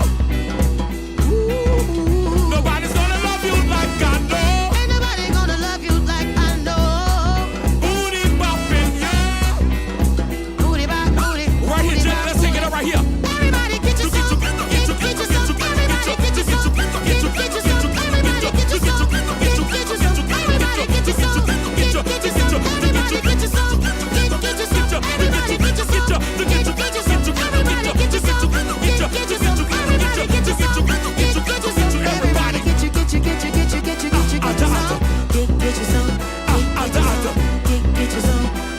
some. Get you some. Oh, na na na. Na na na na. Oh, na na na. Oh na na na. Na na na na. Na na na na. Get you. Get you some.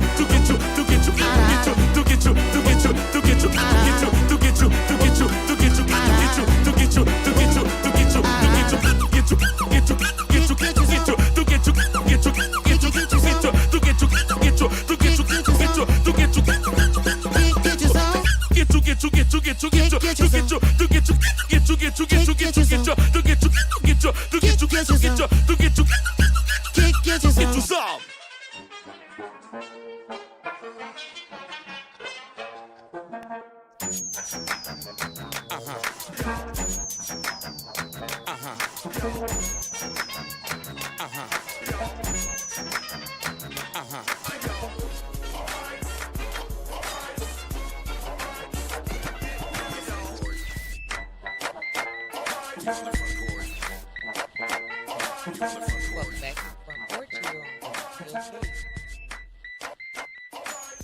What you want to talk about all day long. I'm your host, Kimber White Dupree.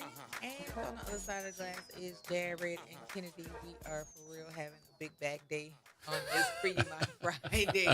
And I hope that you gentlemen have enjoyed your donuts. There are more for you to consume because ain't no way that's going home with me. Not at all. Before we get back into our conversation, hello, Elwin.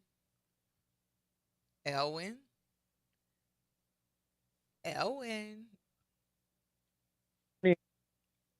Hello. Hello. How are you? I'm fine. What's going on? Hey, I like that song you just played. Hot sizzle?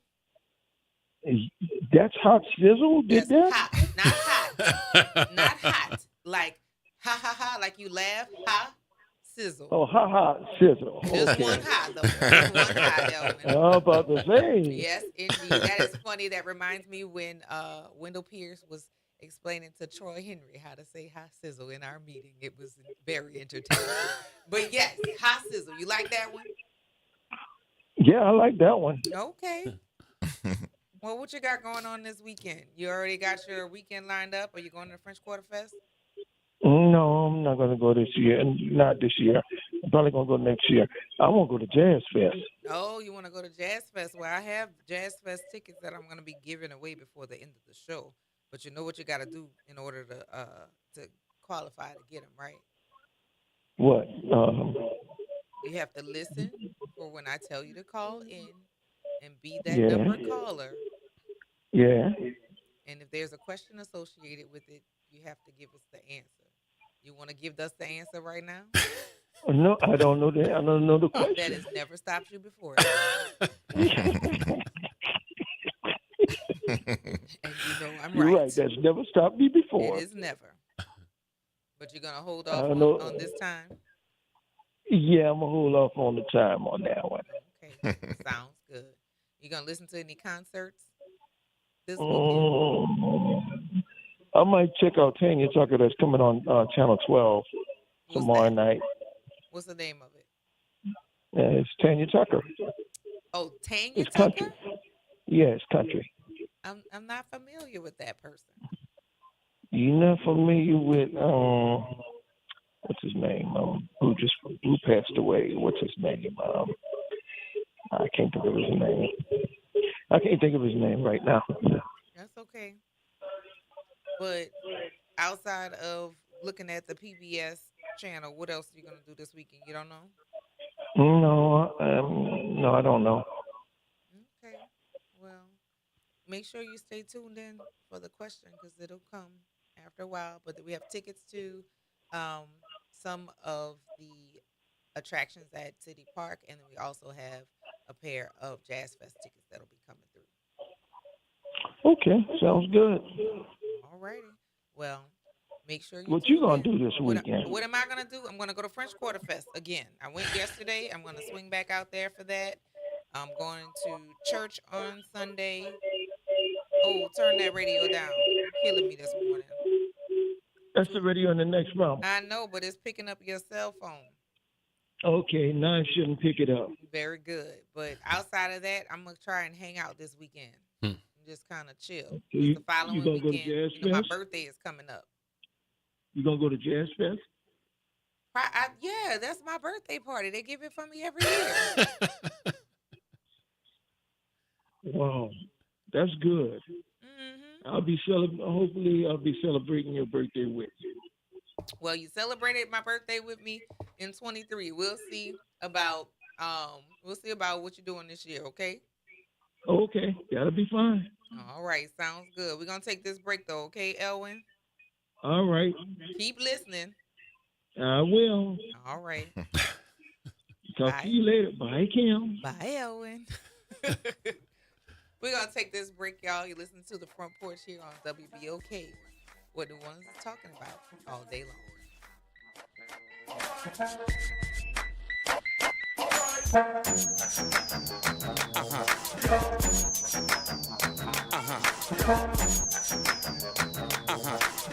From the campus of Xavier University, WBOK Go and Equity Media Station. I'm Bree Wood with BIN News Now. A jury has reached a verdict in the federal antitrust case against Live Nation and Ticketmaster. The jury found Live Nation acted as an illegal monopoly. Plaintiff's attorney Jeffrey Kessler says it's a great day for antitrust law. It's a great day for consumers and fans, and it's a great day for the 34 states and District of Columbia who I've been honored to work for on this matter. Live Nation plans to challenge the ruling. It's been more than 26 years since Asha Degree, a black girl, vanished from her North Carolina home at just 10 years old. Now her family is renewing their push for answers, increasing the reward to $100,000 for information about her disappearance. And Lil Jon is opening up about fame and loss in his first memoir. I Only Shout So You Can Hear Me traces his life story, including the death of his son, Nathan Smith, and will be released October 20th. Get BIN News Now on demand 24/7 on the iHeartRadio app. You're on the Front Porch with WBOK 1230 AM. Excuse me, caller. You got a collect call from the Orleans Parish Prison. Be advised, any attempt to make three-way calling, call waiting, call transfer will have your call disconnected. Caller at the tone, say your name. Will you accept this collect call? Oh, call me Joe Campbell. Get the hump out you. Oh, I'm Joe Campbell. I get the hump out you. Oh, call me Joe Campbell. Get the hump out you. Oh, call me Joe Campbell. I don't want no crew, no Lucky Strike, smoking no GPC. Optimal, black and mild, no switch or sweet. Get a hump out your back. Smoke a Camel.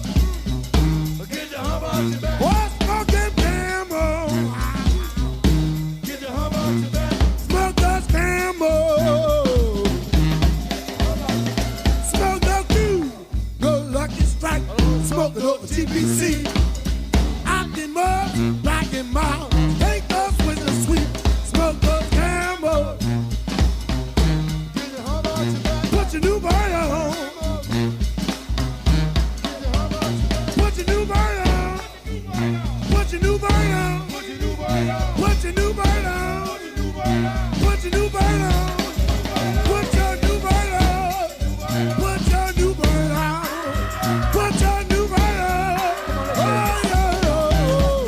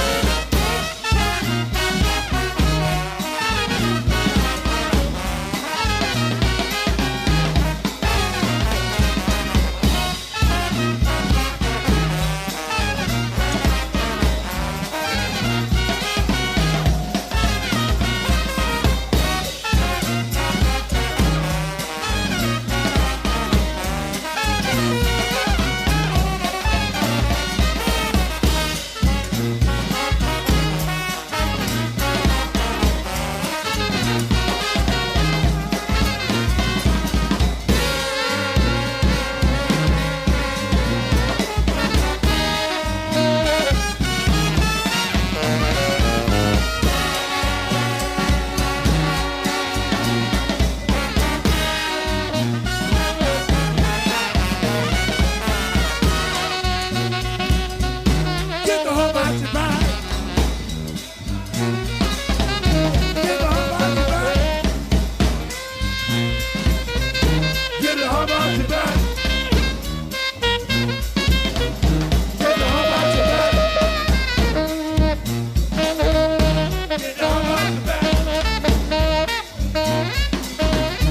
Get the hump out your back.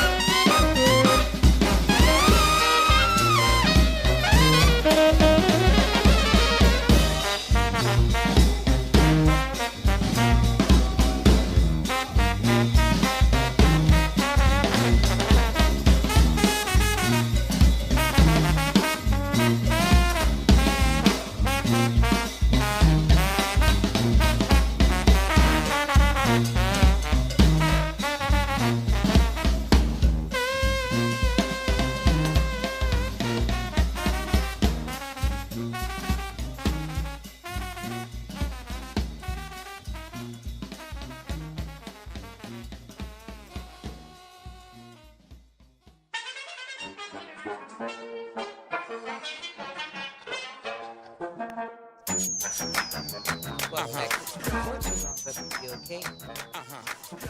What I'm talking about all day long. I'm your host, Kimber White Free, and on the other side of the glass is Jared. I am still full and happy about it. Still sitting here with my fellow Ronnie Eagle, Sean Lane. Yes. It's wonderful to have you here, and you got a lot going on with just the tours, but there's another piece.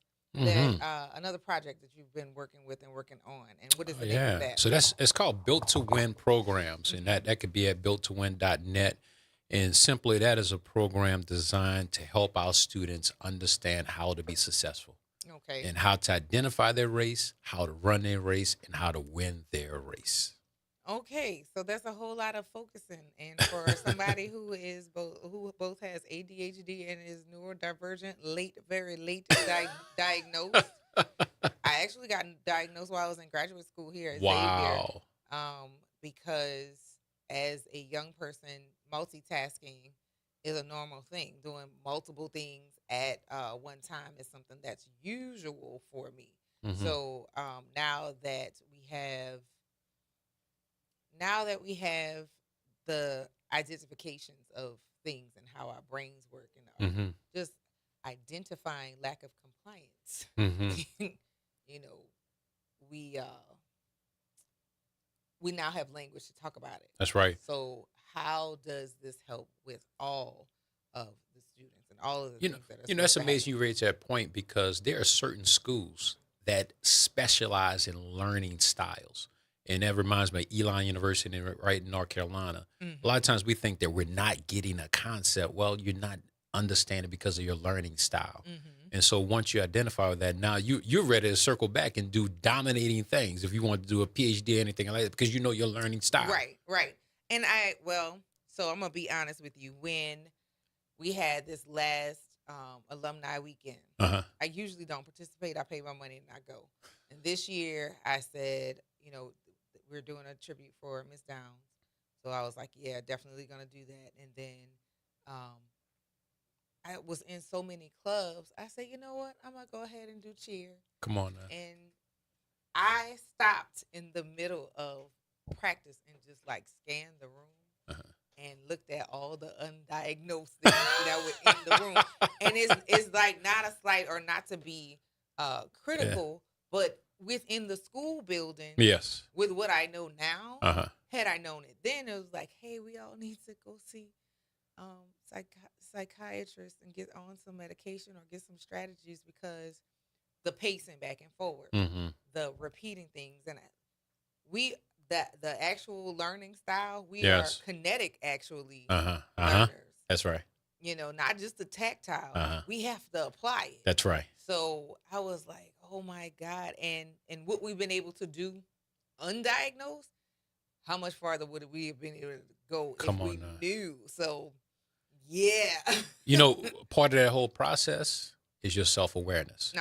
That self-esteem says a lot of things. And now when you have that proper awareness and proper esteem, then you can deal with yourself. In an honest concept. That could be challenging. In fact, the Built to Win programming, I want to give out a special link to everyone listening. Okay. And that will help them identify learning style and help them to be awesome candidates for the school of choice. And this is for parents and students.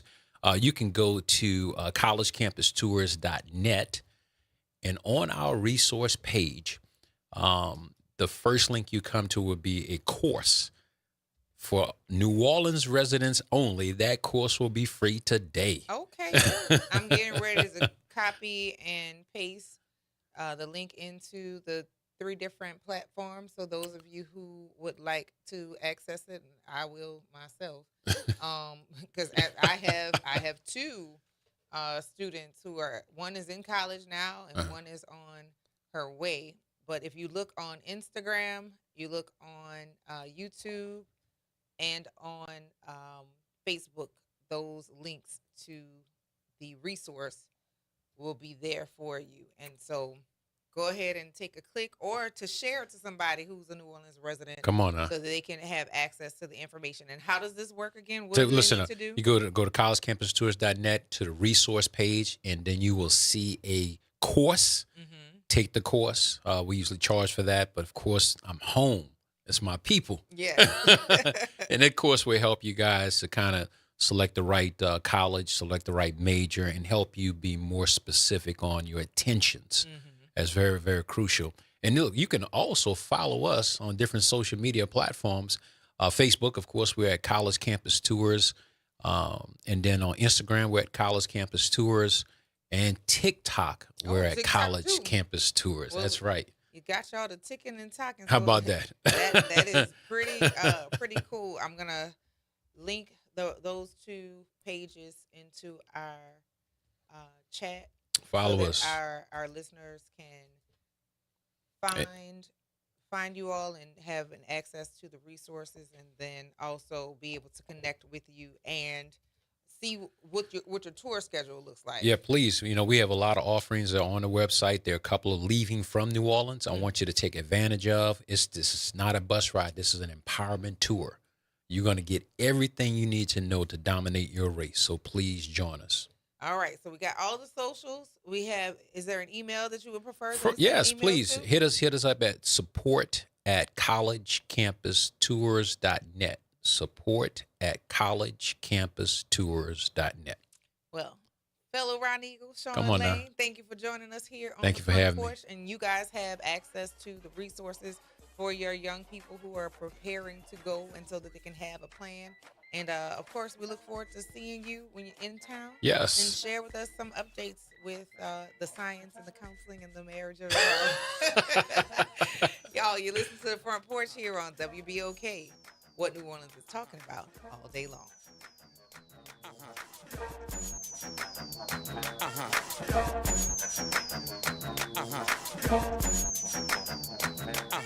Good Friday morning. I'm Daryl Forges with WDSU News, and here's your headlines. A New Orleans police officer is recovering this morning after a crash in Algiers. NOPD says this all unfolded around 6 o'clock last night at Woodland Drive and MacArthur Boulevard. The NOPD says the officer is in stable and condition and being treated at a hospital. No word on the other driver involved in that crash. State police in New Orleans uncovered drugs and guns during a traffic stop in the Treme area. Troopers pulled over a driver at Orleans Avenue and North Rocheblave Street for having a fake temporary tag.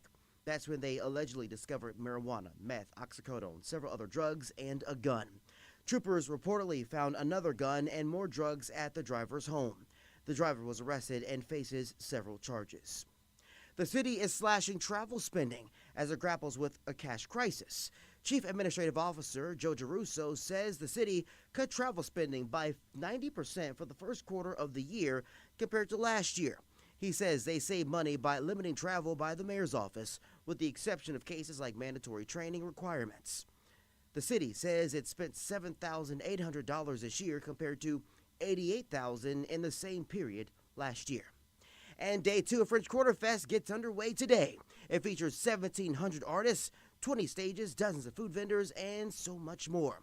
On Day 1, local bands and beautiful weather brought in some huge crowds. And again, everything picks back up, of course, on this Friday. I'm Daryl Forges, and that's your headlines for WBOK. Have a great day and a fantastic weekend. This is the Bloomberg Black Business Beat, brought to you by FidelityInvestments.com. McKissack & McKissack is the oldest minority-owned professional design and construction firm in the country. And Chair of the Board Cheryl McKissack Daniel wants to help share her family story. She wrote a book titled The Black Family Who Built America, The McKissacks, 2 centuries of daring pioneers. And she says she wrote it in part to help retell the story of American history, which often doesn't include the contributions of Black Americans. Now, the name of our book is The Black Family Who Built America, but of course we didn't build all the buildings in America, but Black people had largely a big hand in building a lot of the structures in America, and we're like the hidden figures. And it makes sense. I mean, history and books follow money, power, and authorship, not necessarily labor. McKissack was recently named the next chair of the New York Building Congress. I'm Bloomberg's Justin Milliner on the Black Business Beat. Pros, just because something on the job runs out doesn't mean you have to. Order it on the Lowe's app. My Lowe's Pro Rewards members get free same-day delivery on eligible orders over $25. Get the fasteners, hardware, or tools you need to keep the job moving. Order by 2 p.m. and get eligible in-stock items delivered right to your job site by 8 p.m. Members get more at Lowe's. Loyalty program subject to terms and conditions. Subject to availability. Restrictions and terms at lowes.com/shipping terms. Subject to change. David was in big trouble with the IRS. At first, I didn't owe that much, but after this year, it was out of control. Then David called Get a Tax Lawyer. Right away, they were like, oh yeah, looks like you're qualified to save. Get a Tax Lawyer went to work. Should have called way sooner. Get a Tax Lawyer has helped thousands like David fight the IRS and get a fresh start. Call 800-745-3070. That's 800-745-3070. This is Monica Pierre along with Sally Ann Roberts Daybone, co-host of Your Power is On. Tune in Sunday mornings from 7 to 8 a.m. for music that feeds the spirit. Get your Sunday on. Right here on WBOK 1230 AM and WBOK1230.com, the station you listen to all day long. Interest rates and inflation are out of control. Is your credit card debt also out of control? It's time to resolve your debt and take back control for a lot less than what you owe. If you have $10,000 or more in credit card debt, then you need to call us right now. Debt Fix Pros can significantly reduce the amount you owe, and you could be debt-free faster than you think. I knew we had to do something. Our debt was growing. It was getting out of control, and we just didn't know what to do. We saw an ad for Debt Fix Pros. We called, and they showed us how fast they could get us out of debt. It really was amazing, and now we're back in control. Call now, and we'll show you how easy it is to fix your debt. The call and consultation are free. Call Debt Fix Pros right now at 800-311-5977. That's 800-311-5977. 800-311-5977. Interest rates and inflation are out of control. Is your credit card debt also out of control?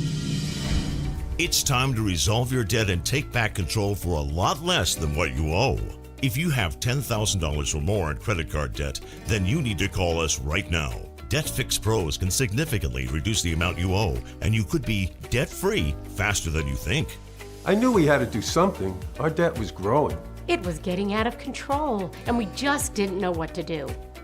We saw an ad for Debt Fix Pros. We called, and they showed us how fast they could get us out of debt. It really was amazing, and now we're back in control. Call now, and we'll show you how easy it is to fix your debt. The call and consultation are free. Call Debt Fix Pros right now at 800-311-5977. That's 800-311-5977. 800-311-5977. You're on the Front Porch with WBOK 1230 AM.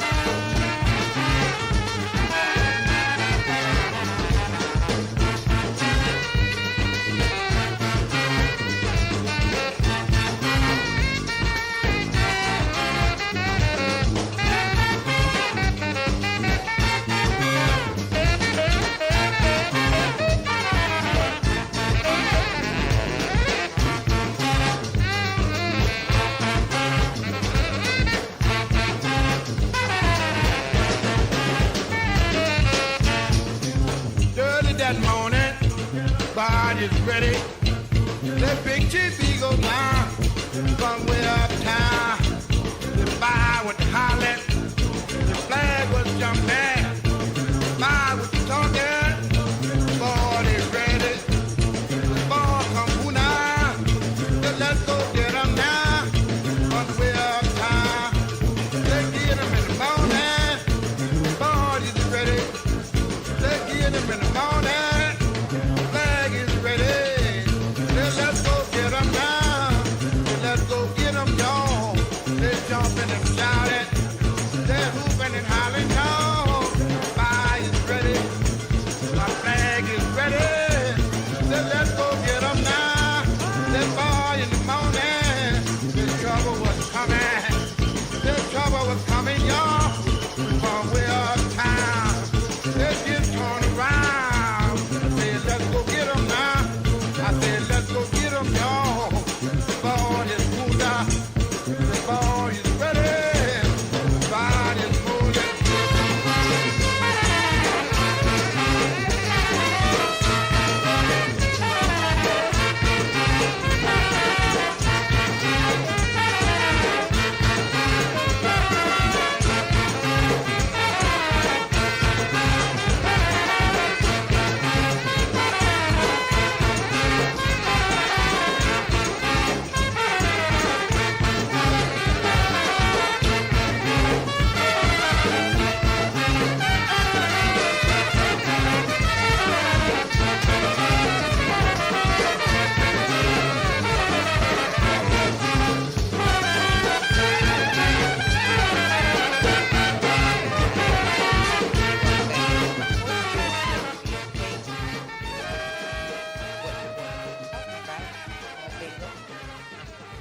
White and on the other side of the glass is Jared, and Justin Brown is still with us from Empower Unola, and I'd like to welcome back to the Front Porch Karen Rogers Baptiste, who is actually coming in on some good music. That was a good lead in to what we're getting ready to talk about. So good morning to you. How are you? Good morning. I'm good. And before we get too far into about what's coming up, because it's my birthday party that the city gives me every single year. Matter of fact, that Jazz Fest is, 52 years old? Mm-hmm. Yeah, like they did some of the preliminary runs. And when I got here in 77, it's been it's been a party. It's your time. It's my time. But tell our listening audience who you are and how you come here this year to the Front Porch. Well, thank you so much for having me. I admire you and your show. Oh, thank you. And even your pink and green. Yeah, I like that shirt you got on. Nice. But I'm actually coming on behalf of the Jazz and Heritage Foundation and Festival board. Mm-hmm. I'm a board member of the Jazz and Heritage Foundation, and I also serve as the gala chair along with Brittany Major and Kelly Dixon. Okay. So the gala, and we'll get into that, is we're calling it the actual kickoff to Jazz Fest. So it always happened a day prior to Jazz Fest. And this year, since we changed the schedule, since Jazz Fest starts on a Thursday, it's going to be on a Wednesday. So this is when you actually come and get a taste of what you would, taste, feel here at Jazz Fest. And we're excited. Oh, what a thing to be excited about. New Orleans Jazz and Heritage Foundation has done and continues to do many things throughout the city. And one of the things that my own children have engaged in is a Heritage School of Music, which is an educational piece, but it also feeds into the culture that fuels the city. Because without the arts, kind of what is New Orleans, Cleveland. Exactly. So, but to know that this gala will be recognized this year, the country that is being recognized is Jamaica, and we have our Jamaica hat right in front of our desk in the studio. So, tell us a bit about how the gala comes to be and what does it support. Okay, so the gala is 38 years old. Miss Penny Randolph was one of the founding members of she was a board member, and they decided to create another fundraiser on top of a larger fundraiser, which is the Fest. Mm-hmm. So we are the owner of Jazz Fest. Jazz Fest is our biggest fundraiser. And to get the board engaged and involved, she started the gala, which is obvious in having it the day before actual Jazz Fest, create awareness on some of the programs that we're doing, where people can actually be up close and and talking to board members on the work that we're doing. So that's how that whole thing came about. As a matter of fact, this year we'll be honoring, because during the gala we actually have a part where we do the champion of culture, and she's one of our honorees this year. Looking back on 38 years and the fact that this is consistently going on for 38 years. And then one of the things that the funds that are raised at the gala go directly to the Heritage School of Music. So that's and that's important for people to understand that the funds that we raise are actually going to program that with music education.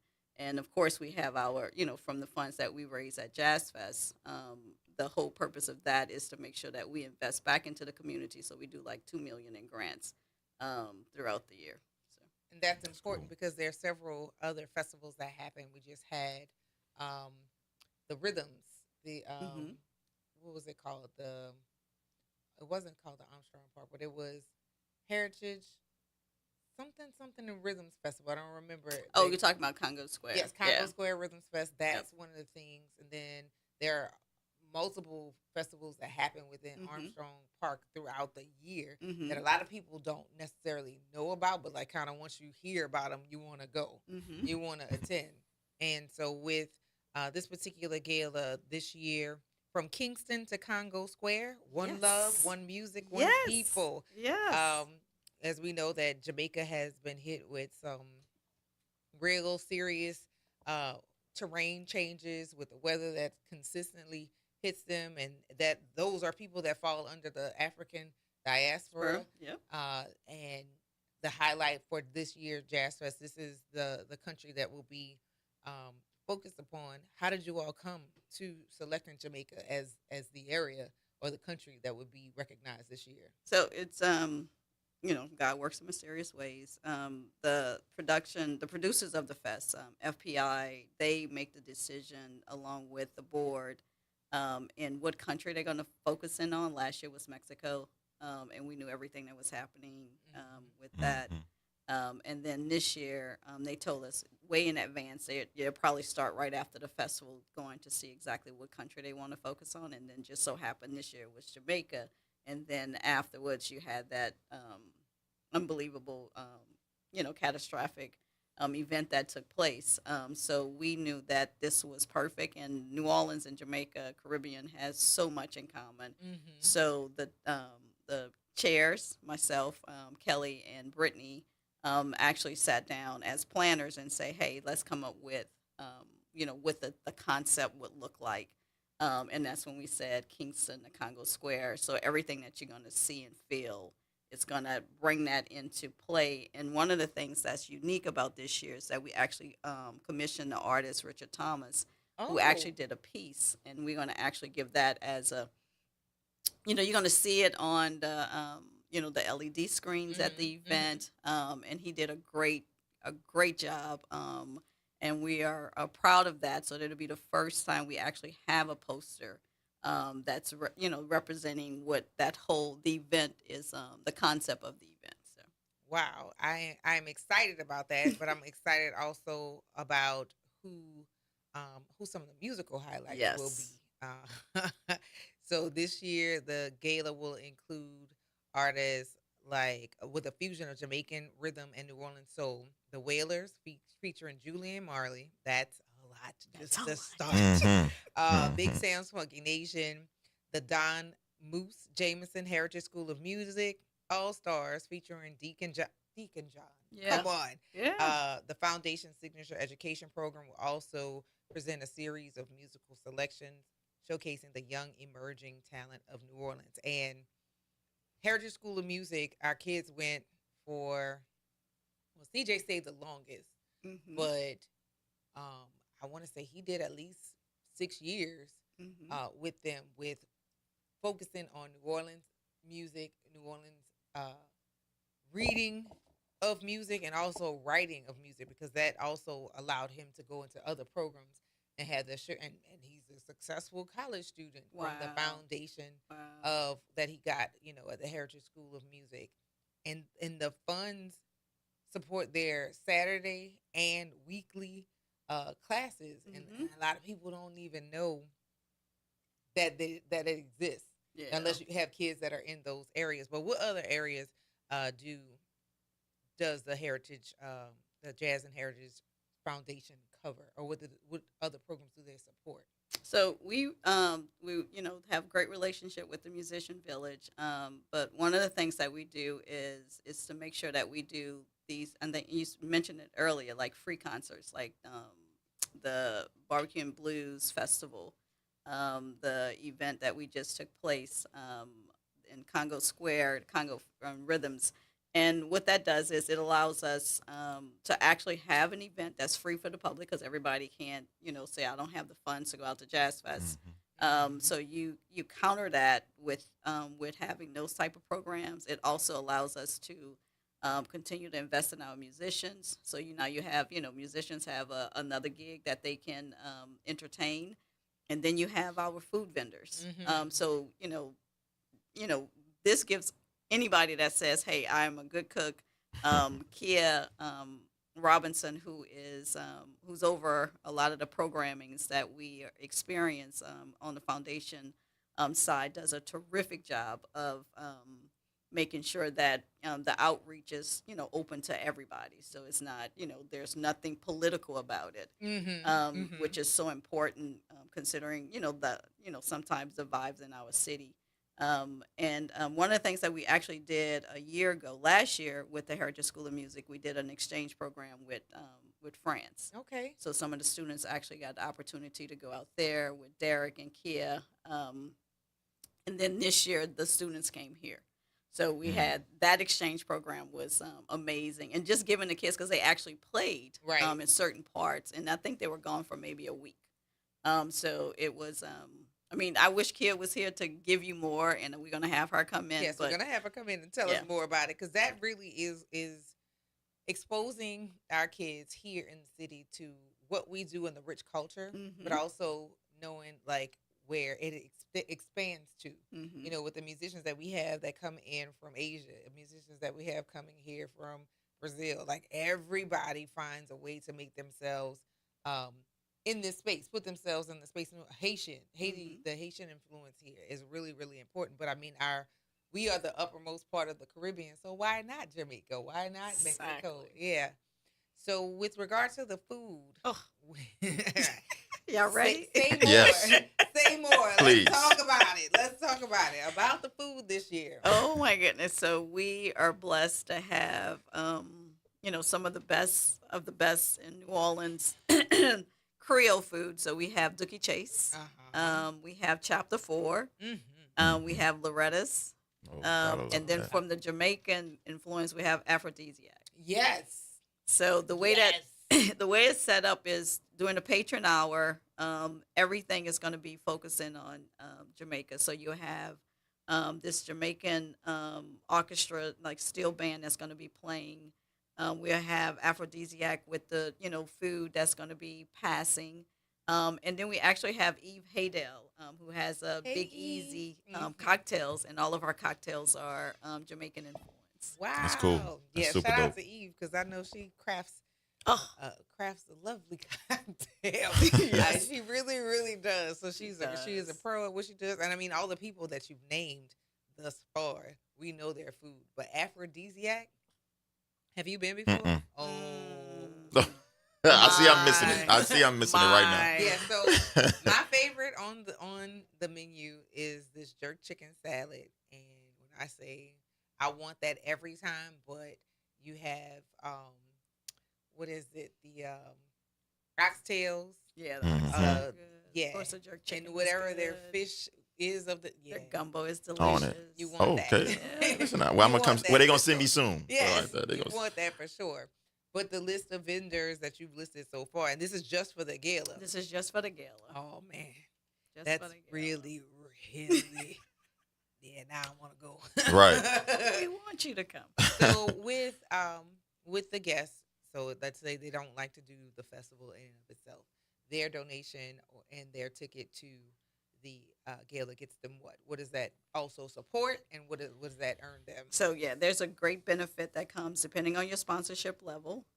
So one of the biggest highlights and the reason why we get such a great response from the community and donors is that you get a gala pass, and that gala pass gets you in and out the Jazz Fest every day, but it's also like re-entry. So if you say you want to go for a couple of hours and then and then it is transferable. Oh, yes. Oh, Yes. okay. So that's one of the benefits. That's a big purchasing- benefit. Yeah. So it's not like you're getting a ticket, you get in, you stuck, and then you leave. It's like it's re-entry. Oh, that is lovely. So those of you who have been curious about those packages, you get your ticket to the gala, and you don't have to worry about that. You good to go. And also with the selections of the music this year for the gala, what who got to select that? Or So was it a grab bag? How did that go? Are y'all fighting each other? You wanna- So myself, Kelly, and Brittany, and then we worked with Kia and Jason. Jason does production for most of our events, and they have a great ear. And then Festival Production that produces Jazz Fest actually works with us in securing all of the artists.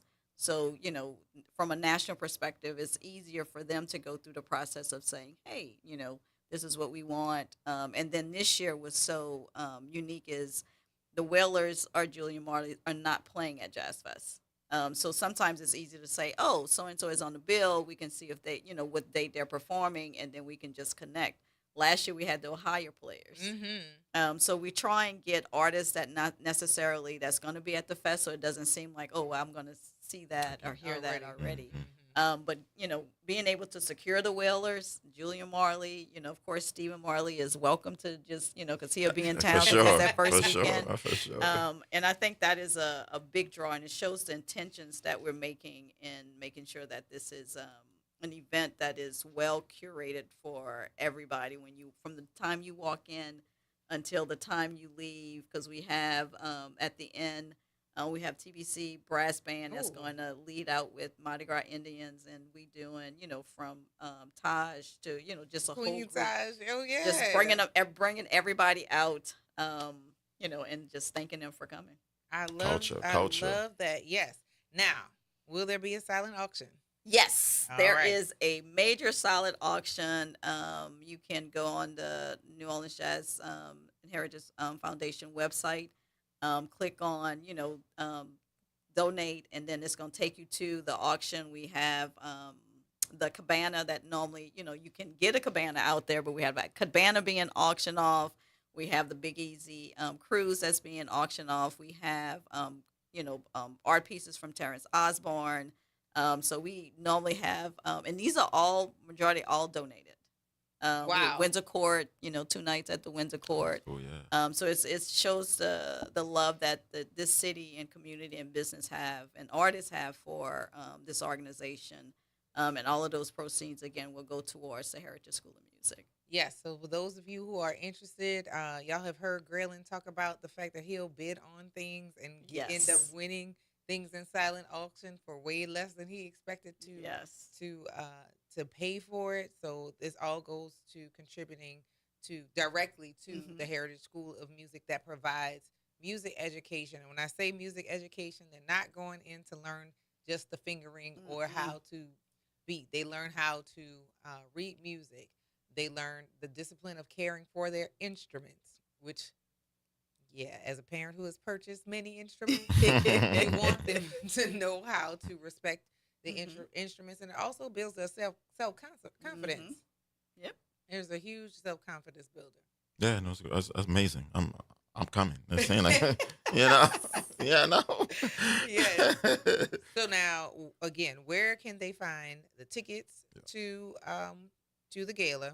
Also, we already shared with them what it's going to benefit and what other packages and things what should they look for in the purchase of their ticket to the gala. So they can go to the New Orleans Jazz and Heritage Foundation website, and then it's going to lead you to get tickets, and you can click on that. And one cause is who's managing everything.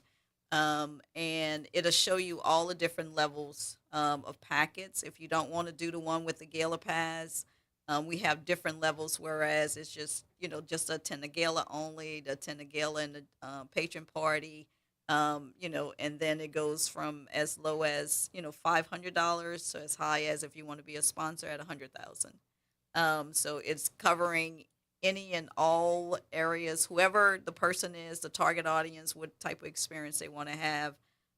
We have that set up through the listing of all of the different available levels. Yes, and all tickets include the admission to the gala, dinner, live music, open bar. Yes, open. Say that again. What they said? Open one what? time. Okay, say that again. Admission to the gala, dinner, live music, and open bar. That is what you will get just with the basic ticket, and then depending upon the level of the purchase that you get your ticket, that will determine. Socials. Where can the people follow what's going on over at Jazz Fest? Okay, and so the gala. Yeah, so if you go to the website, you should be able to go down and click either Facebook, Instagram, all of the different social. It should be available on the main page. Okay, so you gotta go to Jazz Fest, and then there's every hashtag, but they should have the icons on there. All right, I'm scrolling down to locate that. So yes, they're located at the top. If you go to NO Jazz Fest, and it's the yellow sticker, it says Jazz Fest is verified for those of you. Please follow us, because we'll keep you up to date with a lot of stuff that's happening, including at the fest and then just with our programs. Because one of the things that we want to express is that, Jazz Fest is, an amazing event, and we're blessed to have it to be consistent for so many years. And the fact that it is a event that goes back into our community, which was the purpose when, it actually started. But beyond that, we continue on. Like you said, a Heritage School of Music, festivals that we have throughout the year, the grant programs that we have, and, however else we can help the Catapult, which is something that that's, dear to Kia, whereas, it might be different areas from culinary where you're able to actually have, different chefs come before you, and it's like a pitch. So it's I don't want to go too deep in it because I'm not an expert in it, but it just goes to show you, and just go to the website and really get into the type of programming that we have, and and me as a board member, dear to my heart, and excited about the opportunities that you have somebody like myself and others, Kelly and Brittany, at the table to make sure that this tradition of the gala continues. So. Absolutely, and the continued culture. Yes. This is the festival. This is one of the festivals that everybody looks forward to every year, not just because of what's going on in the fairgrounds, but because of how it extends into other places in the community. And this year, is there going to be a nighttime, the nighttime series again? So the nighttime series is independent of us. Okay. So so and that's another thing, a lot of different, clubs, Chikiwawa, with, I think they have Ravi Coltrane that's coming on, that's going to be a part of that whole lineup. So so check out, whatever is your Bible as far as going to find out what's going on with Jazz Fest. I think that's important. Yes. Thank you so much, Karen, for joining us here on the Front Porch. And, of course, I look forward to hearing and experiencing all the things for my birthday party that they do every year. But please come back and let us know what else you're doing, and to let the community know, one, where they can get resources, and two, where they can support them. Yep. And you have an open invitation. Anytime you want to, you come on back to the Front Porch. Y'all, we're going to take this break and listen to the Front Porch here on WBOK, what New Orleans is talking about all day long.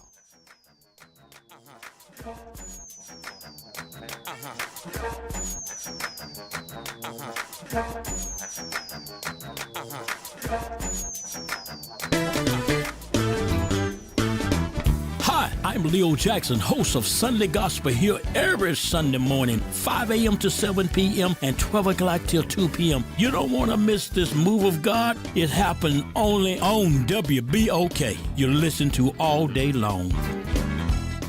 It's Off the Top with Norman Robinson on WBOK 1230 AM. A question once whispered at the edges of American politics is now being asked out loud, across party lines and across the entire globe. What in the hell is going on with President Donald Trump? In recent days, Trump's rhetoric has taken a bizarre, more volatile and dark turn. His comments about Iran have been described by critics as not only provocative, but dangerous. Language that raises the temperature in an already combustible part of the world where he is creating chaos with an outright war on the Middle East. At the same time, a disturbing and deeply unusual public feud has erupted between the president and Pope Leo XIV. After the leader of the Catholic Church warned against what he calls a delusion of omnipotence, the president responded with a personal attack on the Pope. This is not normal diplomacy. It is something entirely different. And the concern is no longer confined to the president's political opponents. Quietly, and sometimes not so quietly, members of the president's own party have begun to signal discomfort, even alarm. And when allies start choosing their words carefully, it often speaks louder than critics ever could. Moreover, there are the optics. President Trump posting surreal images of himself cast in religious garb in a scene symbolizing an act of healing, seeming to emulate Jesus Christ. Now, let me be absolutely clear. Questioning a president's mental fitness is serious business. It should never be done lightly or weaponized for political gain. But neither can this be ignored when patterns emerge, when rhetoric escalates to the extreme, when judgment appears strained, when behavior invites not just criticism, but real concern. In spite of what some Trump supporters seem to think, the presidency is not a stage for spectacle. It is a test of steadiness, composed decorum and restraint, and most of all, clarity under pressure. The presidency demands discipline, not drama. And make no mistake about it, when drama begins to drive a president's decision, the country pays the price. So is Donald Trump crazy like a fox, or just plain crazy? This is Norman Robinson Off the Top. This is The Law in Your Legacy. I'm attorney Pete Hamilton. I'm attorney Ryan Hamilton. When it comes to family planning, should you go with a will or a trust? A will is like leaving instructions to the court. It tells them who gets what, but your family still has to go through a succession, which can be costly and time-consuming. A trust, on the other hand, avoids court altogether. So when the time comes, everything transfers smoothly to your loved ones. It's a little more work up front, but way less hassle and expense later. Plan smart, save time, and take care of your family. This is not legal advice. That's just a tip brought to you by Liberty Bank and Trust. For more information, go to libertybank.net. Or contact us at 504-915-5016. City Park is where to go when you don't know where to go. Turn towards the city center and start walking. Before long, you'll end up where you belong, at the heart of the city, New Orleans City Park. Stroll along the reeded marsh, wander through the sculpture garden, rest and recharge beneath ancient oak trees. This is where your spirit goes to grow. It's in our nature to yearn for nature. NewOrleansCityPark.org, heart of the city. Greetings and salutations. I am Edward B. Coulon Smith, chairman of the board of the New Orleans Regional Black Chamber of Commerce. We'd like to invite you to tune in every Wednesday at 12 noon on WBOK to listen in on Black to Business and be a part of the movement that's going on. Thank you. You're on the Front Porch with WBOK 1230 AM.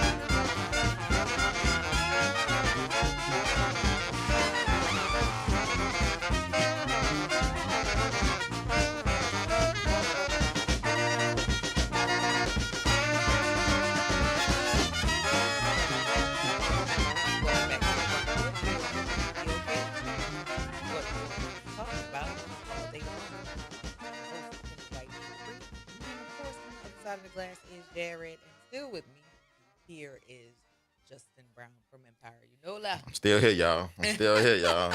You done taken in a lot of information in this 3 hours. It's been good. Yeah, it's a lot of good stuff that happens here on the Front Porch.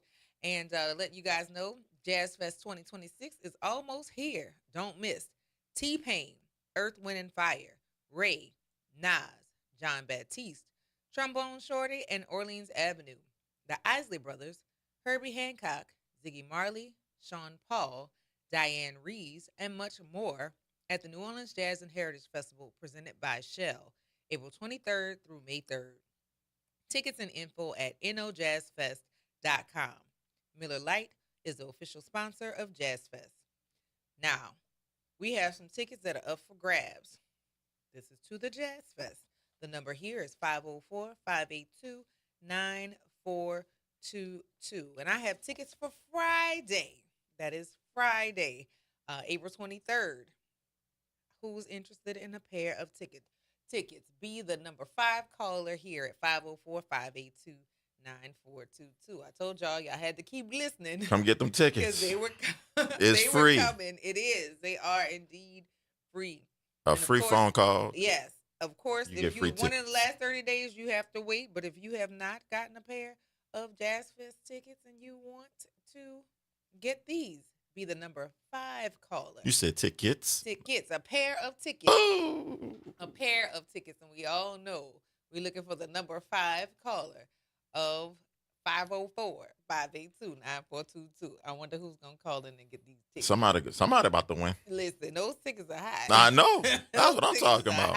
Listen. We just scored a pair of tickets for us to go to the gala. We in now. Yeah, I'm excited to be able to attend that particular event. And there's a lot going on. And I'm telling you.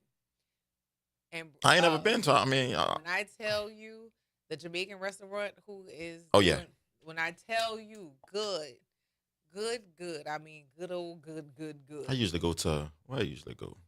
Jamaican Jerk House. Jerk House? Their food is really That's good what too. fire. But I'm So I telling get stuck. You know, I get stuck going to a place that I really Yeah. like, and I don't venture out. Spread your wings. I know. I Spread need to. spread I your need wings. to. When I tell you they have this jerk chicken salad, it has mango and just yes. I don't even use the dressing, and the dressing is good, but For I don't sure. even need it because Like that. yeah. All right now. All right. And the All right. pasta. All right. We are looking for the number 5 caller, and the lines are lit up. I'm just waiting for Jared to let us know who number 5 is. They on this thing today. I love it. So, what do you got to share with our listening audience before we get ready to head out of here? Nah, man, just follow me, man. Follow me at Empower You Nola on all platforms. You know, I give out information every single day. I had to cut out of here for a second to post a video. Just follow. You know, they have different things that's coming up like job fairs and resource fairs. I'll be posting.